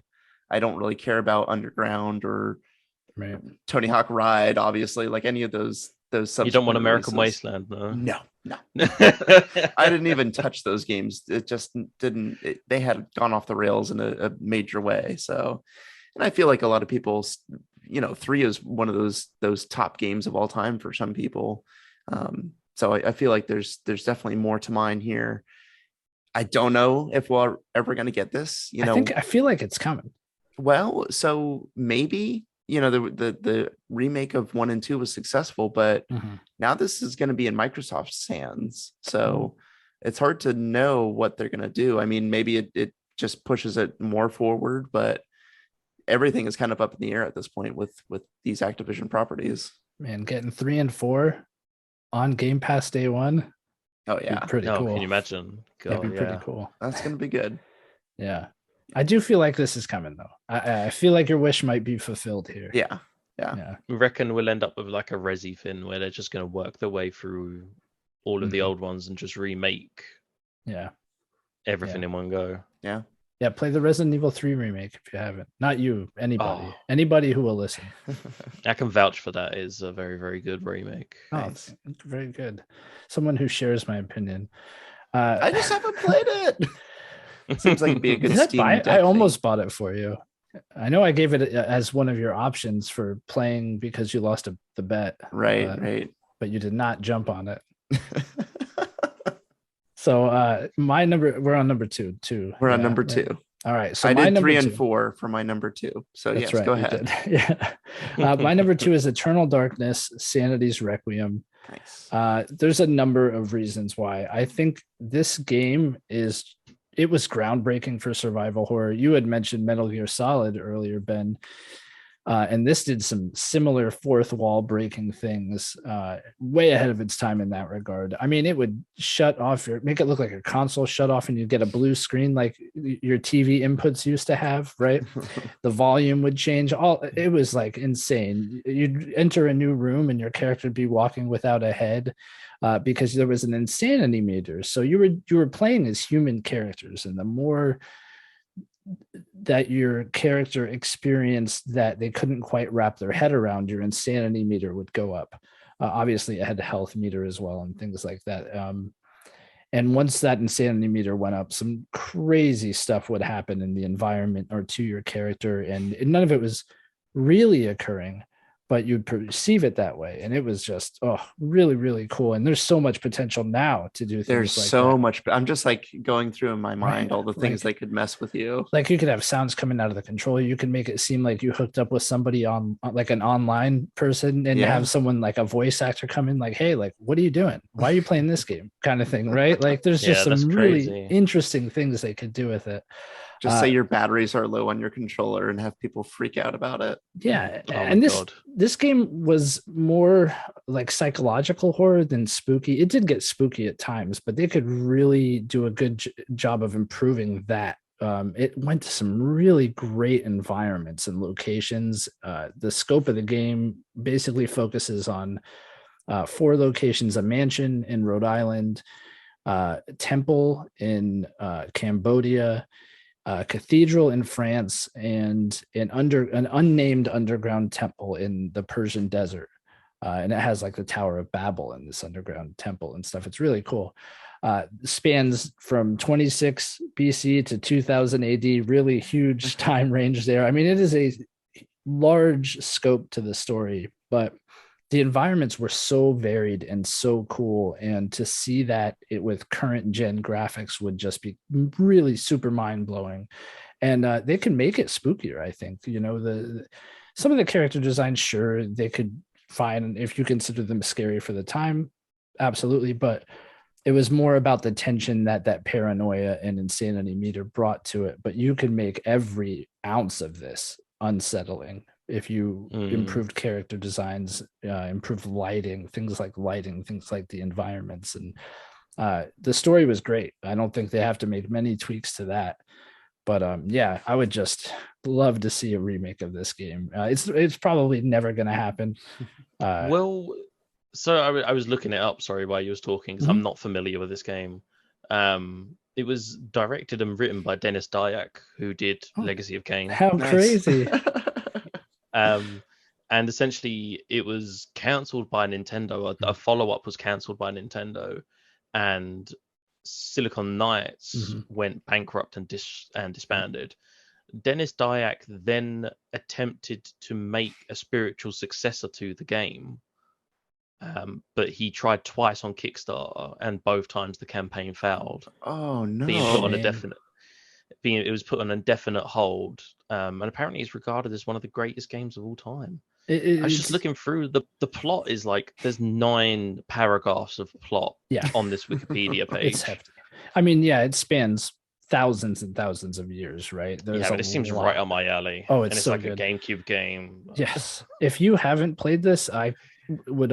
So this is the thing that the greatest improvement they can make is with gameplay, especially the combat. I feel like walking into this game now would be difficult as far as the combat goes. There's the largest room for improvement there.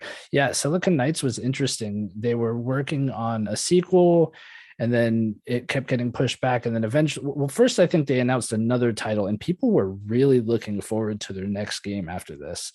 And then it just got delayed and delayed and delayed. And then I think once it became apparent people weren't really looking forward to their new game, they were like, oh, we're going to make a sequel to Eternal Darkness. And then it gained interest, and then it just never really came to fruition, and people lost interest again. And it's a shame because this was actually a game that looks kind of dated for the GameCube because it was originally being developed for the Nintendo 64.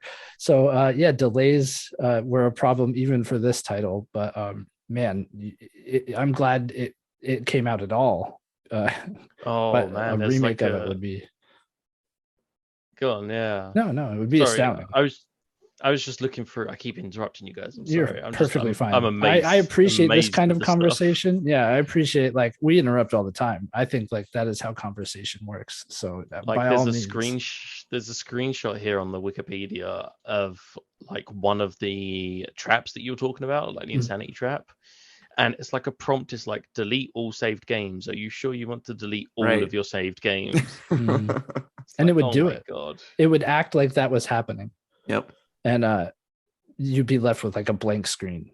So you'd crazy. Yeah, it was wild. And imagine now, the world's so connected now. There's so much more that's possible online and in a video game. Oh yeah. Yeah. It's just gonna auto post things to Twitter for you. Yeah. Please no. Oh yeah. Man, I feel so I really wanted to like this game, and I played it, but it was around the time of Resident Evil Remake. Mm-hmm. And I think I just came off of that and then was expecting another Resident Evil type game, which this game is not. It has some shared elements, but don't go into it thinking it's that type of game. It is its own kind of piece of media here. And yeah, man, I feel like I tainted my view of the game and just couldn't get into it the way I wanted to. And then you hear all these stories about the aspects of it that are wild like that. And yeah, it would be a little difficult to play nowadays. So a remake would do it a lot of justice for sure. Yeah. Very Lovecraftian.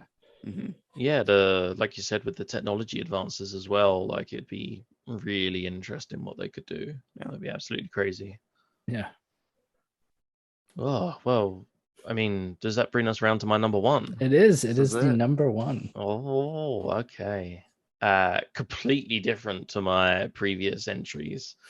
My number one is very specifically Burnout 3 Takedown.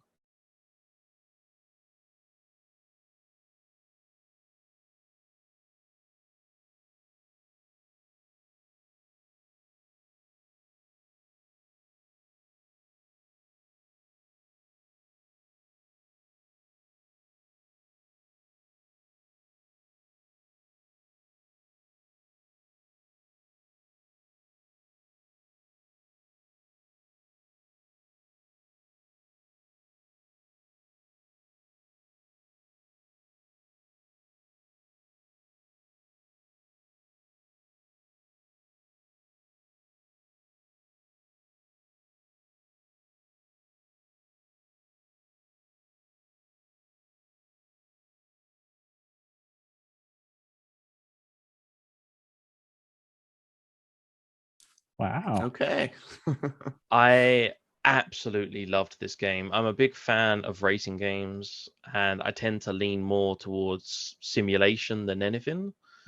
But this was one arcade game that just absolutely was just one of the best to me. I just absolutely loved it. The premise of it is street racing, but there are takedowns, and you could ram your opponent into other cars, but then there was also these like picturesque moments where you could ram your opponent, and there would be set places where you could like ram them into a landmark, and you'd get points for ramming them into a landmark and stuff. And again, it's one of these things where I imagine, because these were like 16 car races, so I just imagine this like 16 person lobby playing like Burnout Takedown, and even like there was a crash mode where you had to try and earn as much money as you could. That was my favorite mode. Oh, that was the best mode. Yeah. But I've tried to find another arcade racer that has brought me as much joy as Burnout 3 did. Paradise didn't cut it for me personally. But this is what I want. I want a split second. Was it split second velocity? That got very, very close. That was like a game where you drove around and you could interact with parts of the environment. So you could, like, as you was driving past, there'd be like a container handing up, and you could drop the container down so that the person behind you had to go around it and things like that. Like, that was very cool. But nothing has come close to Burnout 3, in my opinion. Have you played like Forza Horizon at all?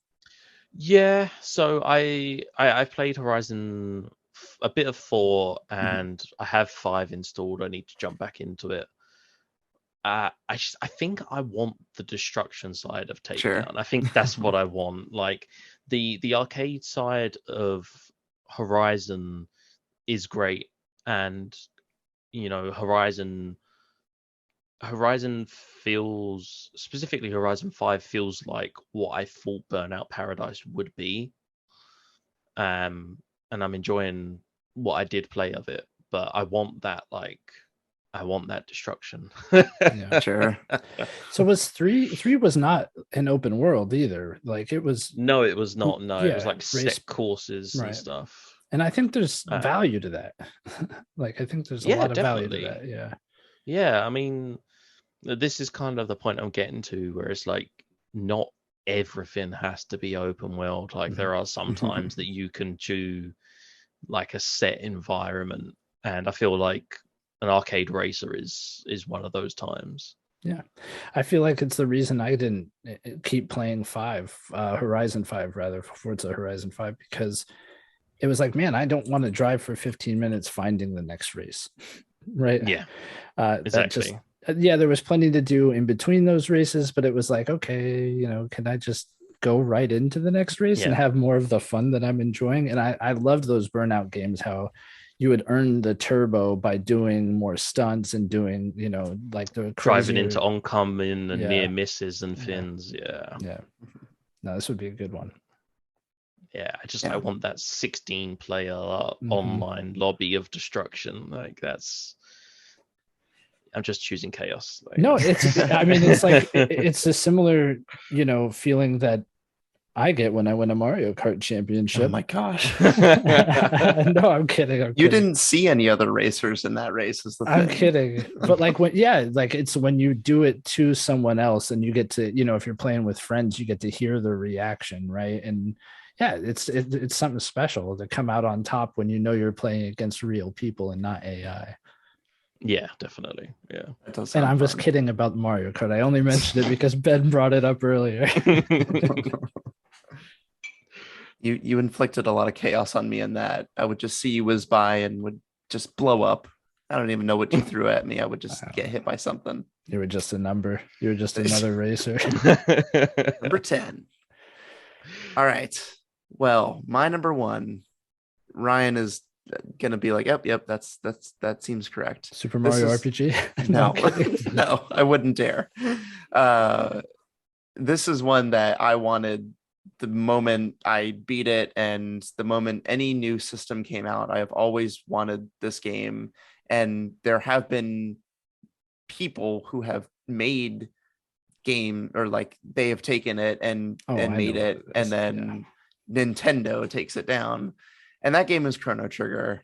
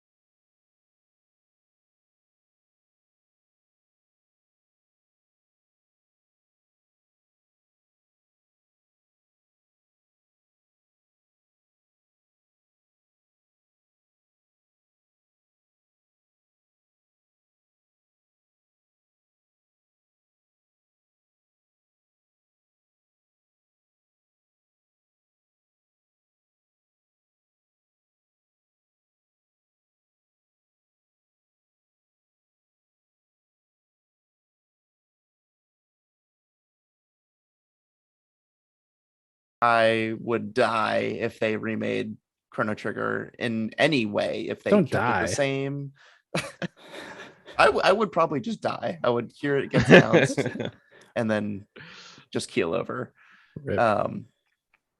You know, if they just remade it with everything the same and with great graphics, I would love it. If they did a Final Fantasy VII remake, I would be floored. That you know, as hyped as people were about Final Fantasy VII, Chrono Trigger is absolutely the game for me that I would be in that same camp as people.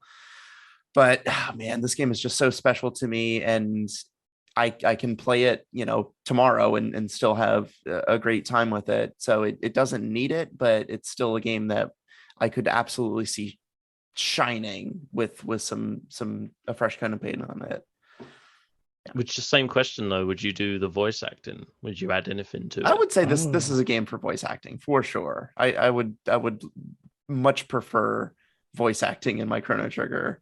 I feel like still the main Chrono character doesn't speak because he doesn't really do anything like that in the game. But that, I mean, same with Link, you know, that same thing happened. Yeah, no, I should have seen this coming. Yes, but yeah, I should have seen this coming.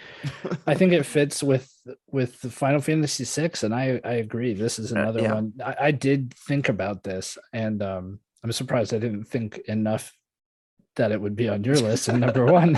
Right. But you know, obviously, when I thought, what early Final Fantasy specifically is the thought I had would work well. It was like, well, Chrono Trigger would work well too, and absolutely. And those games are back to back and in the same vein, so man, it would work so well. I do think, and that's the thing. It has been done. I forget what group of people were putting this together, but I've seen footage of, you know, just walking around in his house in a fully 3D environment, and it's amazing. And that was something from like, I don't know, 2010. So just imagine what it would look like now. Yeah, it'd be incredible. Incredible. So what if they did voice acting and Lavos is like, hello. Yeah, I mean, that's kind of here to end the world. Like some ridiculous voice that I have right now. So see there. I mean, what would he sound like, Brian? I want to hear your take on it. Well, I mean, his scream is pretty legendary. So don't scream into the right no, I don't want to blow out everyone's mic and ears. But yeah, this is a game I've not played. It's better on my than list Mario to RPG. Play.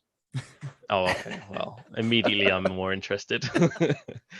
And I keep teasing Kai. I'm like, oh yeah, the next game might be Chrono Trigger, because he's like, oh no, he doesn't want to play. He's like, I don't want to play like a 25-hour JRPG. Oh, sure.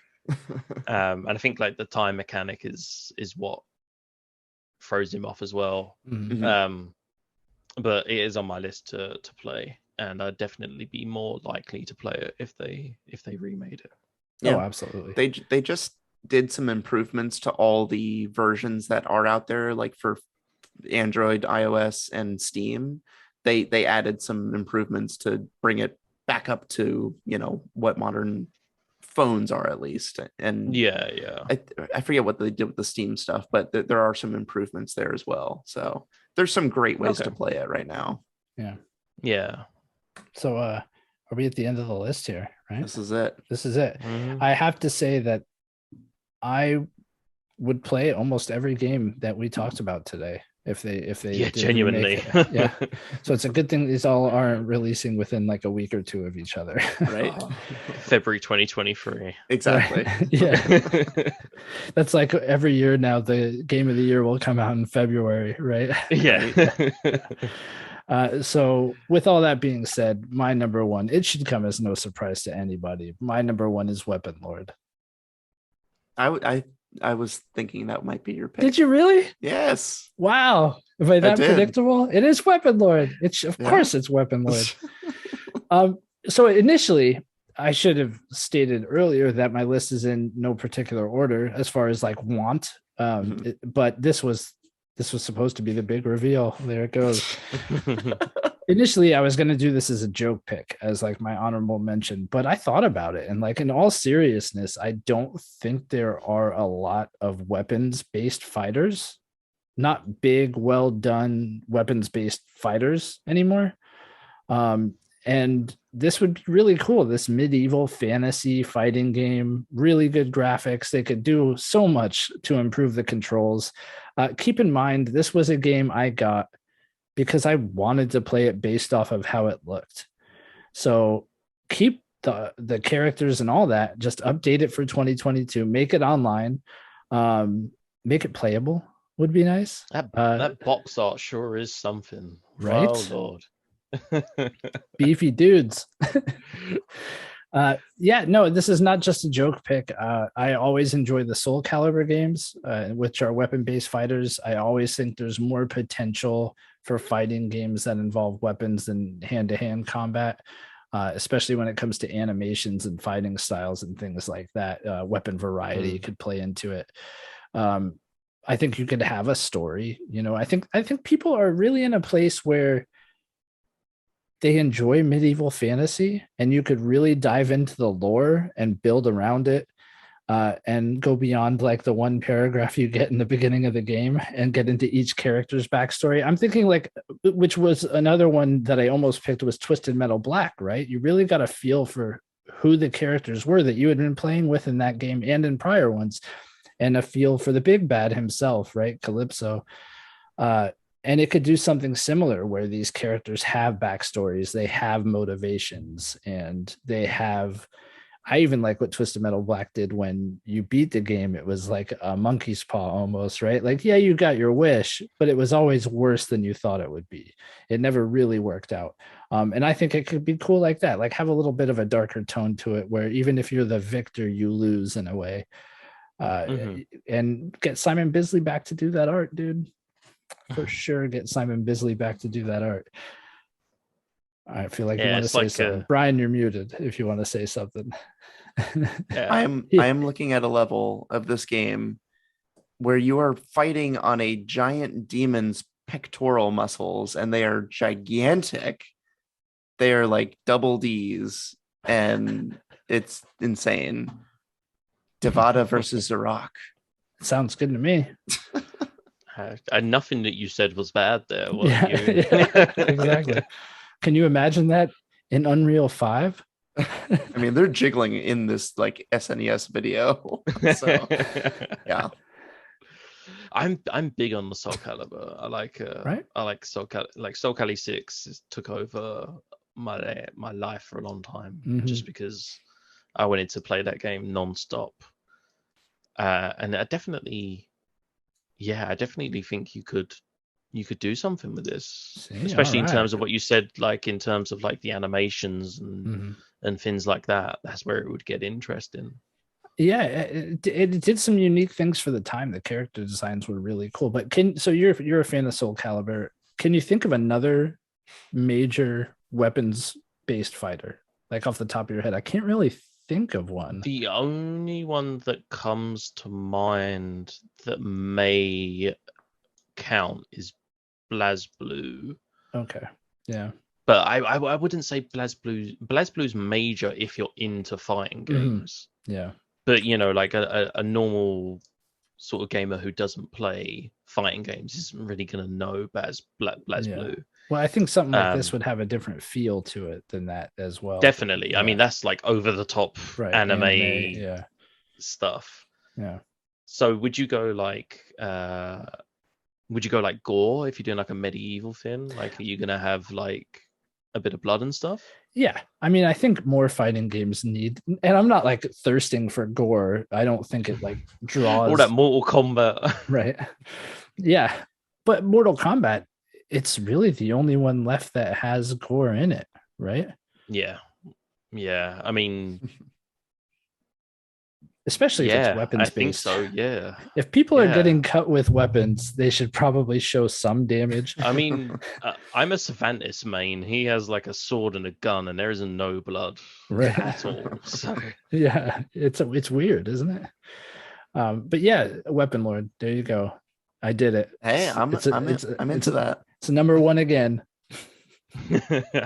Keeping the meme alive. We've got to make that part of a shirt or something. It's got to be something. I know, but like I also mean it. Like, yes, it is a meme, and I know it comes up on the show, but like I do mean it. I would like to see a remake of Weapon Lord, and I would like to be able to go to a video store and rent it and have a good game that I rented.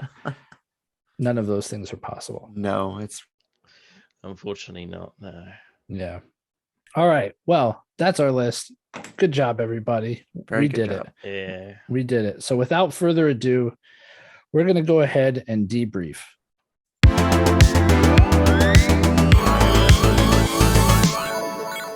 All right. So here we go. We're just going to debrief. Take them off, guys.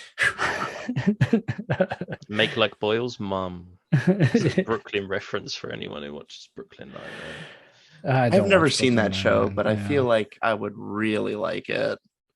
It takes a bit of getting into, but it's genuinely hilarious. Nice. Genuinely hilarious. So we do have a few questions for you, Ben, but before we get into that, once again, shout out your podcast. Anything you want to bring attention to on social media, anything like that? Yeah. So again, Playalong Podcast, a book club audio book style podcast. We are currently playing Wind Waker. First episode is yet to go live, and yeah, I mean, if you can play along with us, then play along. If it's a game you've already played before, then come have a listen. And I have to shout out the socials at Playalong Pod on Twitter and Instagram, because Jared does an absolutely amazing job of keeping up with that. I don't know how he does it.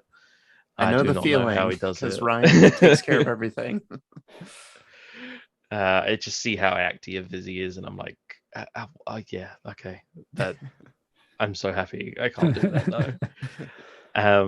And we do have a Discord as well, which is a great little place.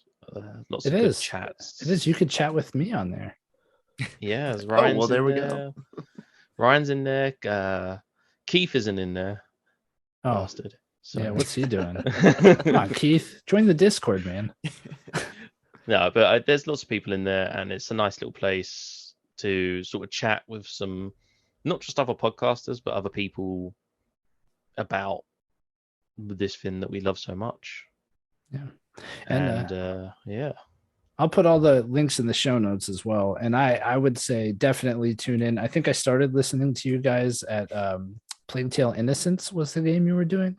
Mm-hmm. And I had just finished the game, and then hearing you guys talk about it, I was like, what? Like, they're making fun of the things I liked. But it was good. It was still one I would highly suggest listening to. A big reason that I started bringing up Disco Elysium to Brian again is because you guys were playing through it, and I was like, man, this is so good, and I think you would really enjoy it. Which he did give it a shot and put it down because Elden Ring, right? So I get it. I'll get back to it. Fair. Two very different games. You'd have to be in two very different moods for it. Oh yeah. Yeah. It is a very mood specific game for sure. The thing is, I mean, it's Disco Elysium is one of the few games that I would classify as genuinely timeless. Like I feel like it doesn't matter when you come to it. Like you can come to it at any stage, any time, and if you're in the mindset to play it, you will absolutely love what you experience. I could not agree more. So yeah, that's another great series you guys did. I do like your interstitial games as well. They're always just random stuff. I know, like, super random. The one that always got me was Frog Factions. That was the first one that, like, I think it was the first one we did. I think it was Jared's suggestion. And that game is an experience. It's free on Steam if you've not played it. It's a port of a Flash game. It's maybe like an hour long, if that, and it's just, I can't explain it to you. You have to experience it. And that's not even an exaggeration either. Yeah. You guys do a great job. With that being said, I have a few questions for you, Ben. Nothing major. I know I said that kind of menacingly, but I was like, oh no. No, these are very casual. It's not a quiz. So you guys played to specific points when you're playing through a game like Wind Waker, right? You have it laid out. You lay it out prior to even the first episode airing, where we're playing to this point for episode 1, this point to episode 2, etc. Do you actually stop playing at that point each week? Oh, now that depends. That depends on the game. There were times where I have stopped playing, but then there were times, I mean, like, for instance, I'm sorry, Brian, but Super Mario RPG, as soon as I hit that point, I was like, done. Yeah. But Disco was so hard to pull myself from. I think it depends on what we're playing and how much I'm enjoying it, because the problem is I mean, we've said this before. In the beginning, I used to take notes, so I would sit and I would write about things that came to mind or things that I was thinking of to remind myself later in the game, especially like plot points as well. And then we just kind of got into the habit of using guides to run through the sections that we had played. And so that meant that I didn't have to write notes anymore. Right. So it just kind of, it kind of depends, because the problem is I don't want to get too far ahead, because where I'm not writing notes, I'll forget something that I want to bring up. Like if I play 2 or 3 weeks worth of a game, it might clear up more time for me in the long run, but I think that when it comes to recording, I'm going to miss something. Absolutely. That I want to say.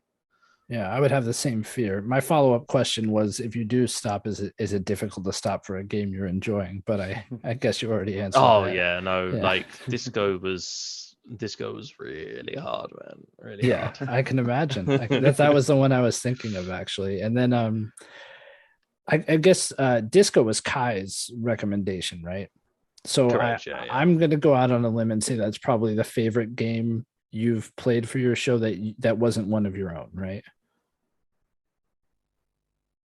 Or because my question was, what is your favorite game that you played for it depends what you're asking. Like in terms of pure gameplay and experience, then I would say Disco, 100%. So outside of Disco. Well, see, that's the thing, because I really, really love our series on Kentucky Route Zero. And I mean, I'm a big perfectionist. So for me to say that I enjoy something that I've actually been a part of is like is a big thing. But the conversations that come out of that game are just so interesting for me, because that game is so ambiguous and kind of tiptoes around this idea of, like, what does it mean to be alive? What does it mean? Like, what is their afterlife? And it gets into some intense stuff. And just the conversations that we had, because all three of us had a different interpretation of the same narrative, is what was really interesting. And even like smaller interstitials, our conversation about the original Doom was really cool. And our one about that Dragon Cancer was really cool, because that got super into like, you know, me and like my sort of want to be religious, but I am not religious, if that makes sense. Like I kind of, I find myself wanting to be able to believe that, but I can't. And so we kind of got into the discussion of that, which is always the interesting thing about the show for me, you know, like just where the conversation goes. Yeah. Just from one game. Like we can all play the same game and just have completely different experiences and completely different talking points. Yeah. But absolutely. I'd say those four probably, like Disco, Kentucky, Doom, and that Dragon Cancer. They're probably like the top four. Very cool. All good picks for sure. I actually skipped your Kentucky Route Zero episodes because it is a game I do want to play. It's on Game Pass, so yeah. I know now it's there. But I did listen to your Village playthrough, because like I want to play Village, but I also feel like that's one that I could listen to and still play and get the same effect, you know? Kind of like Resident Evil 3. But yeah, I know what you mean. Wow. Way to go, Brian. The Remake is vastly superior to Village. Oh, wow. Okay. Wow. That's good to know. So Brian, did you have any questions? I did not. Okay, that's good. No, good. Don't ask that Funky Kong question. No, dude. I won't. I will refrain. So now we're going to talk about our debrief. Ben, do you have something that you would like to recommend to our listeners? Yeah, I've been cheeky. I got two. The second one's a very, very short one. But the first one is a TV show. If you have access to BBC, or if you have access to the UK Netflix, like if you have a VPN or something, there is a TV show called Peaky Blinders, which is absolutely amazing. I believe as of recording, the last episode of season 6, which is the last season, is airing like this weekend, so it'll be completely finished. If you have Netflix, like seasons 1 to 5 are on there, but essentially it is about it's set just after World War One, and it's about a family called the Shelby family who live in Birmingham, and they are illegal bookmakers, so they take bets on horses without having a license. And it is their story of being a cutthroat razor gang who are trying to become legitimate, and all of the issues that come from that. And, you know, obviously they get to a place of power, and then it's okay, how do we maintain this power? There's only 6 episodes every season. Super digestible. Cillian Murphy, Tom Hardy, like some big names, absolutely brilliantly written. And I'm always astonished that I missed this. It seems like it would be very much my type of show, and a lot of people have said to watch it, and somehow I've same here. You absolutely have to watch it. Like each, barring 5 and 6, because 5 and 6 tie into one another, each of the seasons are like their own isolated story, and they all kind of have their own antagonist and how they go about it. So you could watch season 1 and then come back to season 2 like 5 months later. It's not gonna make a massive difference. You can kind of dip in and out as you need to. Very cool. But yeah, I highly recommend it. Highly recommend it. And my second one is super corny and super cheesy, and it's just like, if you're listening to this, just do that thing that you keep saying you're gonna do, that you keep putting off. Like whatever it is, like if it's a podcast, YouTube, if you want to learn guitar, like whatever the hell it is that you want to do, just do it, because that's the first hurdle. Once you start doing it, it gets a lot simpler from there. Right. So no, I think that's not corny at all. Like that is perfect. Perfect. Like, I mean, it's just from like doing this podcast, you know, like I was doing a podcast and stuff before, had a website, and then I never really, I don't like doing the social media like Jared does. So to have Jared doing the social media, and then for me to meet all these people, to meet you guys and come on your show, and to meet like Richard, to go on Desert Island Games, and meet Keith and all of these people, it's been absolutely amazing. So yeah, like whatever it is that you've been putting off doing, just do it, man. I think that's just great. Do it. Yeah, do it. Do it. Just do it. Does that bring it to me? That's you. Okay. Indeed. All right. Mine is going to be short and sweet. Fangamer.com, not a sponsor. What? I said Did you do this? Yeah. When? Like a few weeks, like a month or two ago. Oh, really? Okay. Yeah. Okay. Like, what? Hold on.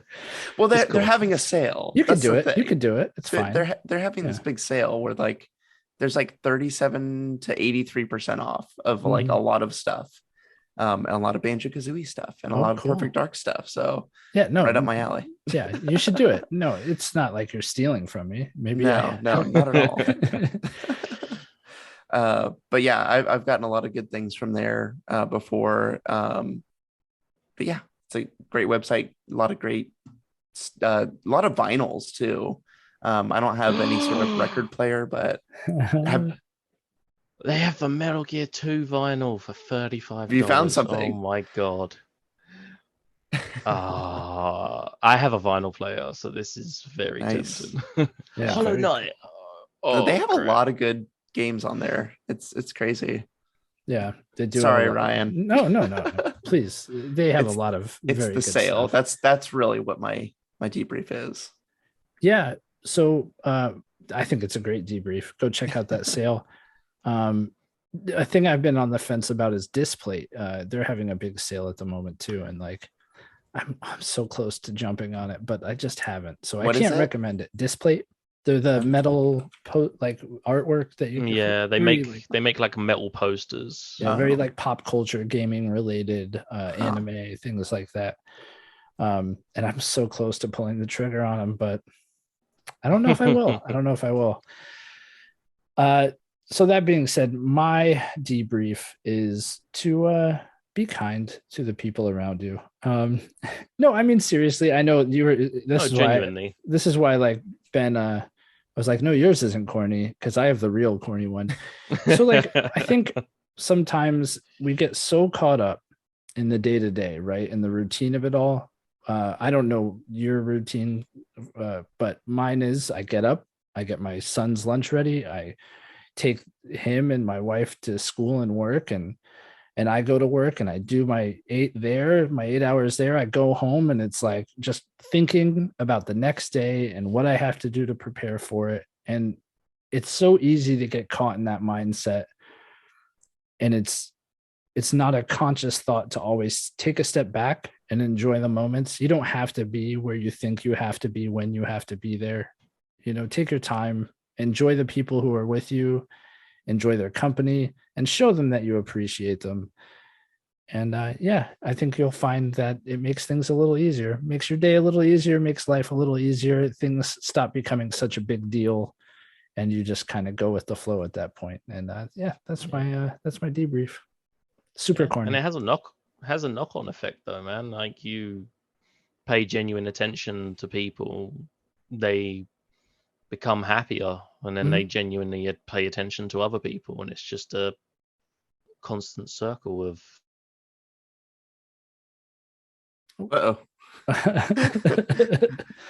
what is it a constant circle of? Wait, there's 2 of you. 2 of me. I'm back. I accidentally left. No, you're fine. I got an edit note in there. So so you were saying a constant circle of it's a constant constant circle of happiness. Happiness. Okay, very good. Oh, did it cut off at circle? It cut off right there.